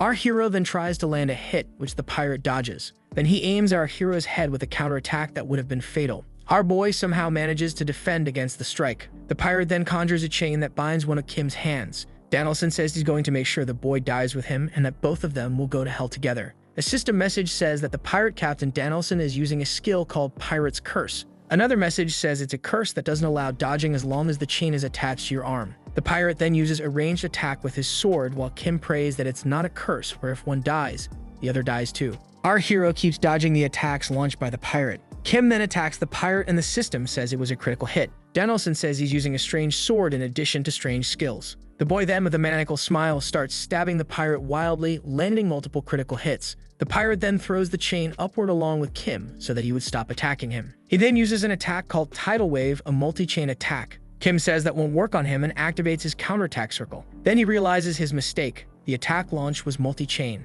The system says he was hit by Wild Chain Wound, which causes his health to decrease continuously. Our boy opens his status window and sees that his health is decreasing absurdly fast. Two system windows appear showing that he gained a point in the resistance and dexterity attributes for dodging a fatal attack and for withstanding it. Our boy then thinks that the pirate is such a high level that just by dodging his abilities he gains attribute points. The pirate then summarizes the attacks he is using against our hero. Our boy then starts screaming for help, saying how strong Danielson is. Then on the ground and flailing, he screams that it hurts and that he thinks he's going to lose if this keeps up. He keeps flailing and screaming for help from his friends. When he notices that the pirate has stopped attacking him, he goes silent and stops moving. The pirate then realizes that he was faking just to keep gaining status points, and both of them hear a voice calling for the descendant. The spirit then reappears, asking how he dares involve a stranger in the fight between the two of them. Kim asks if the spirit hadn't died, and he says no, that he hid underground to avoid the dragon's attacks, and Kim says they're both really persistent. The Great Spirit says he's made his decision and that someone is sneaky and deceitful, as Kim doesn't deserve the status of incarnate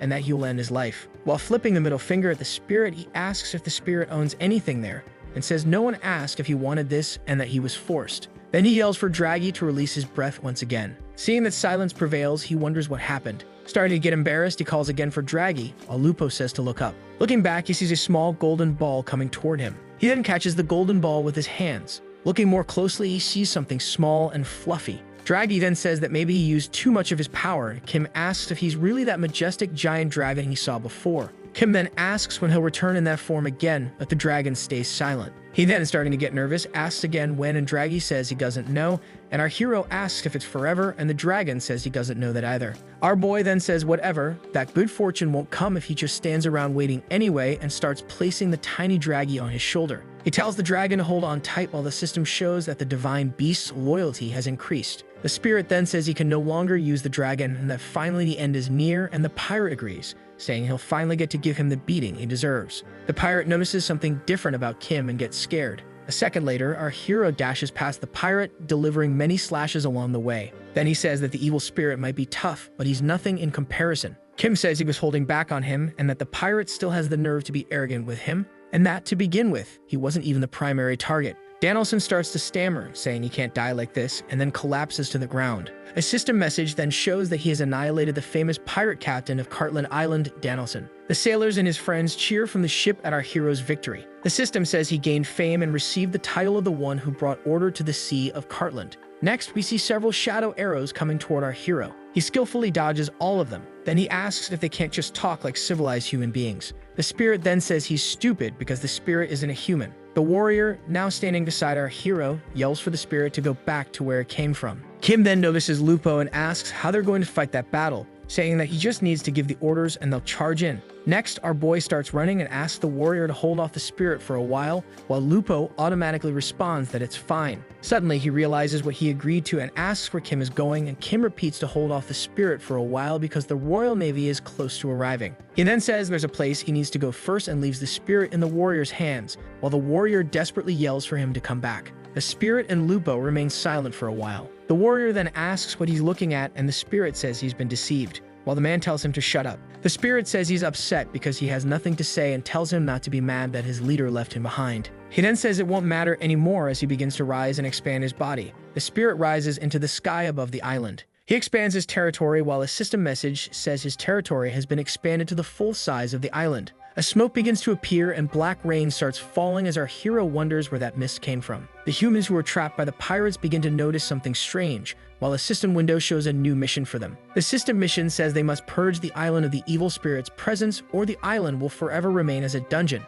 The imprisoned blacksmith thinks how they can give such a mission at a time like this. One of the pirates who also received the mission thinks he wouldn't want to join forces with those idiots to do it, but our hero is jumping on his back. He then falls to the ground inside the place where the other players are imprisoned. Some of the players notice and ask what's going on. They then see Kim defeating the pirate guards. He shouts from above asking if everyone is okay as the players start shouting his name in thanks. Kim sees a cistern window with a mission to save everyone and lead them to safety, and as a reward he will gain a lot of reputation and divine power. Our boy then pauses to listen to the other players saying they knew he would come back to save them. He then joins the players and congratulates everyone for surviving this long and says they need to get out of there as soon as possible. Our boy is all giddy in the center, receiving compliments and praise. The crowd starts shouting the fake name he gave, and he thinks he shouldn't have done that because now it feels like they're praising his dad and not him. The blacksmiths then approach the boy who bet with them and said the hero would show up to save them. Other players start looking for the boy who had bet he'd swim to the Sea of Zenoma if the hero came to save them. He notices, as the mist clears a little, several pairs of eyes staring at them from a distance. Looking closer, there are many warrior specters. The survivors then look and wonder if this is the result of the ancient god's dungeon being opened, saying they've never seen so many evil spirits. Kim then starts organizing the group, telling the blacksmiths to stay on the outside and the artists and fishermen to stay on the inside. He tells the musicians and chefs to stay in the center making food for the others while the blacksmiths check everyone's equipment. Kim continues by saying to equip any attack skill they have and that this is not the time to cry and that any damage they do is still damage. 3 system messages appear saying he has gained a skill called Cold-Blooded Commander, which allows him to maximize group efficiency. Right after, Kim says they're going to charge and not to fall behind. The people on the ship say to raise the anchor and that they'll depart as soon as Kim returns. Lupo then hears his name being shouted from a distance. He then looks toward the beach and sees countless people running in his direction. Then we see several spirits trying to hold Kim and the group back while a voice says above all to kill the descendant. The boy yells for Lupo to help him instead of just standing up there watching. Sometime later, the voice shouts for them to return and to stop being cowards, while our hero says they were lucky they couldn't leave the island. Our hero, all swollen and bleeding, asks about the Royal Navy, and the warrior says he just received a message saying they're on their way. The ship then suddenly changes direction and begins to head back to the island. Desperate, our hero asks what's going on, and Lupo says that the direction of the wind and the sea changed out of nowhere. Kim says he didn't really think it would be that easy to leave the domain of that evil god's spirit, and the warrior says they need to warn the Royal Navy and ask for help. Our hero then asks Lupo not to explain to them why they can't leave the island, and he says that if he explains the situation they're in, the Navy might not even try to save them. Sometime later, Kim finishes explaining to the city's Navy captain why the ship can't get out of there. The captain then asks why they didn't start by saying that, followed by a moment of awkward silence. Our boy then plays dumb and asks if they really didn't say it, and Lupo swears he had sent the order for them not to come. 2 people who were on the ship comment about the Navy captain. He is Captain Bransong, leader of the Invincible 3-ship Armada, owner of the most powerful naval force in the entire kingdom of Italy. One asked the other if they could even speak to him, and they notice the weapons and armor of the soldiers around him and say they'd die even from a scratch. The captain then says this is an interesting situation. He points out that the island known as the Fortress of Thorns is destroyed and also asks how they managed to defeat Danielson and what methods they used. Lupo then says that all of it was only possible because of Kim. Bransong asks if they're really saying that Boy took care of all the pirates and cuts himself off when he sees Count Marcel in a corner, wearing only a towel. The Count asks the captain why, if they knew he had been captured by pirates, they didn't come to rescue him. The captain explains that the situation wasn't good for them, but that he is extremely happy to see he was saved and will now return safely to the mainland. Bransong says it must have been incredibly difficult to save Count Marcel in that situation, and that by saving him, Kim did an unbelievable service for the kingdom. Kim says there's nothing more important than saving a life, and that even putting himself in danger several times, there was no way he could leave him behind. Everyone then cheers for the wonderful hero he is, applauding and revering our boy. Some system messages appear saying that he gained fame, and that his name is now known throughout the kingdom of Italy.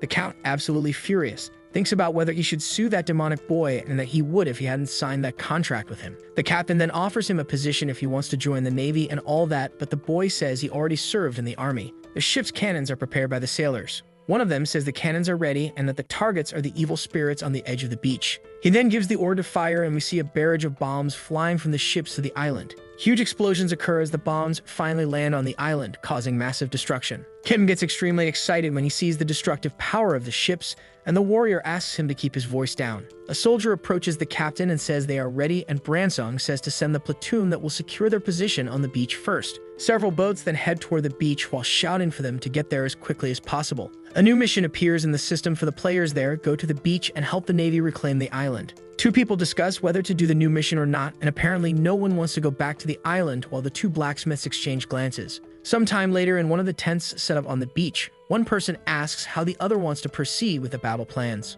One of them says that the ancient spirit must have returned to the island's underground to recover some of the power he spent casting a curse on that place. Then we see Kim telling the Navy captain that the best plan might be to go straight to the temple and attack the spirit there. He continues by saying to take the best men and send them ahead, clearing the path while the rest follow as quickly as possible. The captain turns to his lieutenant and asks him to gather the mages and healers to establish the first expedition. On land, our hero and Lupo stand side by side as they watch the warriors below organizing for the expedition. The warrior asks why Kim is emotional, and he says it's the first time he's been able to work with a proper group to conquer a dungeon. Lupo asks what kind of people he's worked with until now, and our boy replies that he has no idea. Jisoo at school, looking out the window and scratching her ear. We see a drawing in her notebook of the new hero and herself inside the online fantasy game 2, while she comments about her ear itching too much. The marine warriors fight magnificently against the evil spirits. Kim observes that they fight very well and asks what level the warriors are. He then continues by asking why the two blacksmiths followed him there, to which they respond that they want to do their best to help him.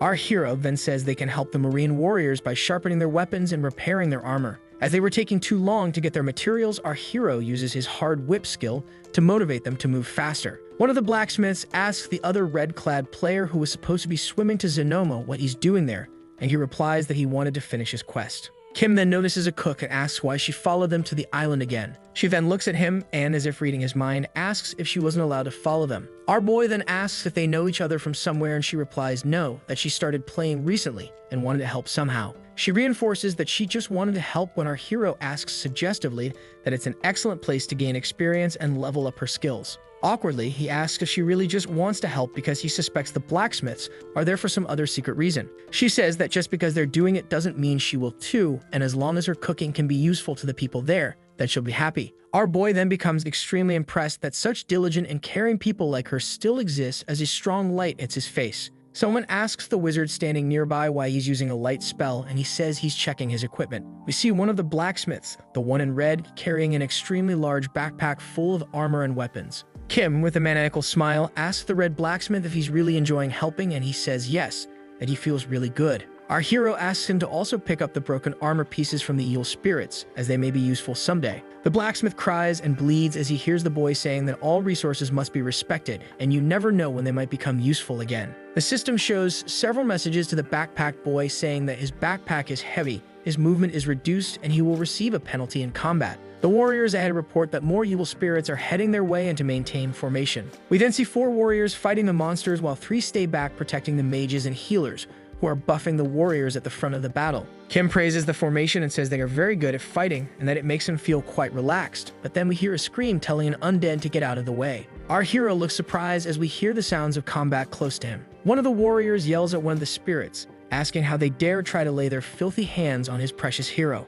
Our boy yells that he wants to fight too, and the warriors say that he doesn't need to dirty his hands with those spirits, but they can handle it. The group then arrives at the destroyed entrance gate of the temple in the depths. The girl says she's going to cook something and asks Kim if he wants to cook with her. She then shares a bit of her story while they cook, saying that her occupation is chef, but her class is soup specialist chef, and that she used to cook in the city. Kim asks if her class is a good class and says he only got into this cooking thing because he thought it would be fun and the NPC was really kind to him. He then continues by saying that for him, only a bad class ends up being fun, and the girl says she didn't choose that class because it was bad. He asks the girl if she's saying that doing quests on this island is cool, while she says she can't complain, that it's actually been really fun. Kim compliments her, saying she's really good at cooking, and she thanks him, saying she's a cook outside the game and only cooks there too because she genuinely loves it. The girl announces to everyone that the food is ready, and system windows show that the food will give an additional bonus due to the chef's mastery. Our hero starts filling the warriors' plates, saying it's thanks to them that they made it that far and that they should eat as much as they want. Some system windows pop up showing that our boy's approval has increased in the Navy, that the soldiers perform better when he commands, and so on. Other system windows appear showing that he can designate someone as his disciple and master, gaining some bonuses for doing so. Lastly, he sees the message showing that he can now designate someone as his disciple. Kim then asks the girl if she wants to become his apprentice. She ponders for a few seconds and asks if it's okay with him. The boy looks at her mischievously with a smirk. He thinks that because she's honest, she won't stab him in the back and will keep leveling up her cooking, which has been a bit low recently. The girl notices and questions him about his name being Kim Tae-hyun and not Kim Tae-san. Our boy explains that it's a fake name, and she asks why he does that, and he says it's because people would bug him all the time otherwise. The girl says she understands, but it's a shame because he ended up becoming very famous and people who stream fight hard every day to get that. He then says he has no plans to become an influencer anytime soon, so he doesn't care much about his popularity and that what matters in the end is willpower and skills. She gets excited and says that it was thanks to him that they ended up there and gained a lot of experience, and that he fought pirates and evil spirits alone for them. System messages show that he can teach his new disciple 2 skills: how to create poisons and how to identify ingredients. The girl asks him if poisons are really necessary when cooking, and he uses the example of the pufferfish, which is poisonous but still used in dishes. Another system message appears talking about lucky cooking, where the chef mixes any ingredients and still manages to create something amazing. The chef asks if the luck attribute is really useful because everyone says it's useless and doesn't do anything, while our hero nervous as maybe it is. The 2 blacksmiths then come to confront Kim because he had promised to teach them everything he knew first and accepted her as his student. Kim then tells one of them to grab that ladle and stir, but he gets the message and says he wants to learn blacksmithing skills, not cooking. The blacksmiths get upset when our hero says he doesn't have any blacksmithing skills they don't already have and that he has nothing to teach them. The red-clad player says that from where he's standing, it seems like Kim just doesn't feel like teaching them anything. Our hero glares at him with hatred in his eyes and orders that he be taken back, and if he keeps talking nonsense on the boat, that they throw him in the water. 2 guards carry the red player away while he complains and screams that it was just a joke. Kim then says that now it's really nice and quiet after he got dragged out. After the break, the group resumes exploring the temple. When they arrive in the room with the pyramid, they come face to face with the giant evil spirit. Seeing our hero, it says he has finally returned and that it was waiting for him. Our boy thinks that because of the Navy soldiers, he hasn't been able to use his sword even once until now. The spirit laughs and says it seems his subordinates put up a good fight, and that at least he wants to congratulate them for making it that far. The chef then steps up next to Kim and asks if there's any reason he's letting the spirit talk like that. She goes on to say that while he's distracted talking, the mages and priests could all attack it together. Everyone then looks at her kind of stunned for not having thought of that before. Kim is overjoyed, thinking that the girl's way of thinking is exactly like his and that she's totally cold-blooded. The girl looks awkwardly, as if she can read our hero's thoughts, and thinks to herself that that wasn't even her intention. We see the island from above the clouds as the spirit's voice says for the descendant to watch closely and pay attention to its power. We approach the island as the spirit continues saying that from now on, no one else will be able to enter or leave those waters. Then we enter the underground temple, hearing that the island now completely belongs to his domain. As he starts saying that he won't need to lift a finger anymore, the priests begin to use their holy explosion skill. The mages join them, using their bouncing fireballs and manifolds, attacking the spirit all at once. The spirit calls him a coward for bringing others into their fight, while Kim asks why he keeps calling him a descendant after saying he had no right. Regardless of being the descendant or not, that was still cowardice, and our boy says cowardice was sending a bunch of underlings to fight them. The Great Spirit says that's not cowardice but him showing his power. Getting irritated, he then launches an attack at our hero, saying he will die there. Then several shadowy tentacles begin attacking everyone, and we see warriors being thrown away, and we see the chef defending herself with a frying pan. Kim attacks the spirit, landing critical hits and damage. Our boy is surprised when he sees the spirit's health bar as the spirit chuckles. He says that Kim hit him hard and did a lot of damage but only took off 1% of his health, while asking if Kim is scared now. Draggy then comes out from inside our boy's coat, calling for him, while Kim tells him to hide because it's dangerous out here. Then our hero says he's busy and to call him later, and the dragon gets offended, asking how he dares speak to Draggy like that. He then says he talks to him that way because he shrunk after using his breath attack in that stupid way. Draggy then says none of that matters, and that he wants to tell him the weakness of that evil monster. The dragon continues saying that it's hiding its true form somewhere else, and that he has to find and hit that true form, not this one. The spirit shouts, saying they are weak, and that it's their fault for overestimating themselves and thinking they could defeat him. The mages use their Sacred Force shield and high-quality mana limit skills. The warriors then begin reorganizing and returning to their formations. Then the spirit says humans will never be able to reach his core. Draggy says that this core is the weakness he mentioned and tells the boy to use his divine foresight to find it quickly. That with a small dragon on his head, Kim activates his divine foresight. The system message says that he failed to find a weak point in that spirit because his level is too low, and he also received a mana usage penalty. The dragon says he still has a lot of mana and to try using it again. He fails 2 more times while the spirit attacks the dome formed by the mages and priests. The mages and priests say they can't hold the barrier much longer, that it will soon break. Our hero sees that the barrier is completely cracked and tries to use his ability again. Then he finally manages to land the skill, and the system says he found the weakness and that his skill leveled up. Our hero finds it and says the spirit is inside the altar. The barrier then finally explodes into pieces of light. Next, the spirit awakens his minions to fight for him. The warriors then rise and say they will fight till last man for the kingdom's navy. Kim yells to the rest of the people that anyone who isn't a combat class should leave now because things are getting too dangerous already. When he looks to the side, he's surprised to see the girl cooking and tells her to run, but she says the food will be useful, and Kim shouts that they won't have time to eat. And right after, he sees what she's cooking. He's surprised and thinks he knows what she's making. Our hero calls the two blacksmiths with giant backpacks who are leaving and tells them to come back and protect the girl until she finishes cooking. While telling them to protect her, he looks for something inside the backpacks. Then he starts breaking the armor fragments from the evil spirits into small, sharp objects. He begins transforming the swords into fragments and mixing poison,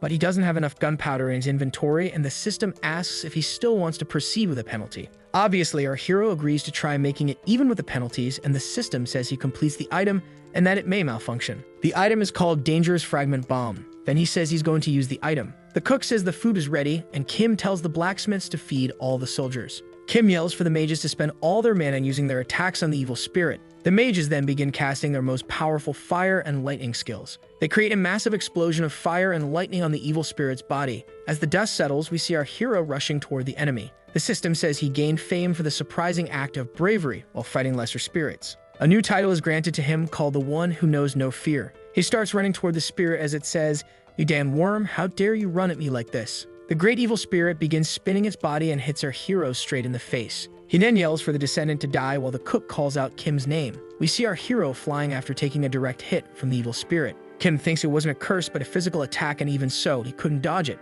He turns and falls to the ground in a heroic manner. When he looks at his status window, he sees that his health is below half and that if he gets hit again, he will die. Then he runs back, dodging another attack from the enemy. Kim says that from now on, if he doesn't dodge, he dies, and he remembers how it used to be back in Fantasy Online 1. The attacks keep coming, and he keeps blocking all of them. Then he thinks that whether he's the incarnate of luck or not, the percentage is exactly the same, 50%. Grabbing his hammer, he uses his Lucky Strike skill, but he uses it on the 20th try and throws it at the enemy from a distance. The spirit says that's just how it is and tells him to keep trying. He goes on to say that the more he tries, the sweeter his fall will be. The enemy tries to block the hammer with its tentacles, but the hammer goes through all of them and keeps heading toward its face. It then uses more tentacles to try to stop it, and again, they are all destroyed. The spirit wonders what the hammer was used for. Thinking further, he summons one of his warriors and puts him in front to take the hammer hit for him. The hammer then falls to the ground, and the spirit says to look at the sacrifice his loyal subordinates make for him. Running, our hero curses at the spirit and says he's cheating and thinks about grabbing his hammer back. The spirit says he won't be able to get it.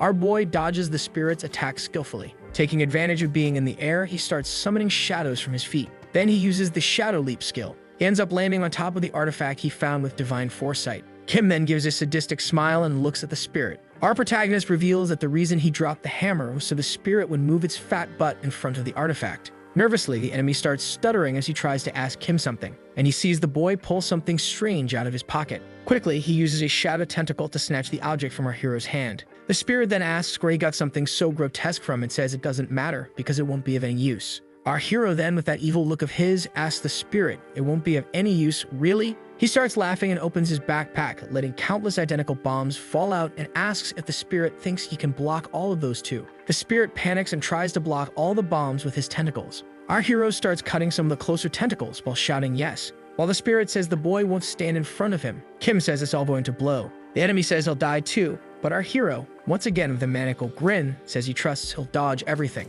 The spirit then screams in despair as he sees the bomb fuses burning out. Kim then starts shouting for them to explode. A system message appears and says that due to the unstable way it was crafted, the bomb didn't explode. The spirit and he both stare at the bomb, which just releases a little smoke but doesn't go off. Some time passes and the spirit asks if it wasn't supposed to explode, and our hero says he made it so they would explode later, and the spirit asks if he can check. As soon as the spirit gets a little closer, the bomb glows red. Then the bombs finally explode in a gigantic fireball. The native knights are horrified, saying that this is madness. The blacksmiths and the cook, terrified, stand stunned, saying it really exploded. Kim says everything happened at the right time. A system window says that due to the unstable crafting method, the bomb's destructive power was exponentially increased. The bombs keep exploding on the spirit as he screams. Another window says that the blast radius of the bombs was limited due to the unstable crafting method. Another message says that one of the bombs moved to a random location because of the unstable crafting method. Kim then wonders if that bomb might have ended up in the middle of the Navy soldiers.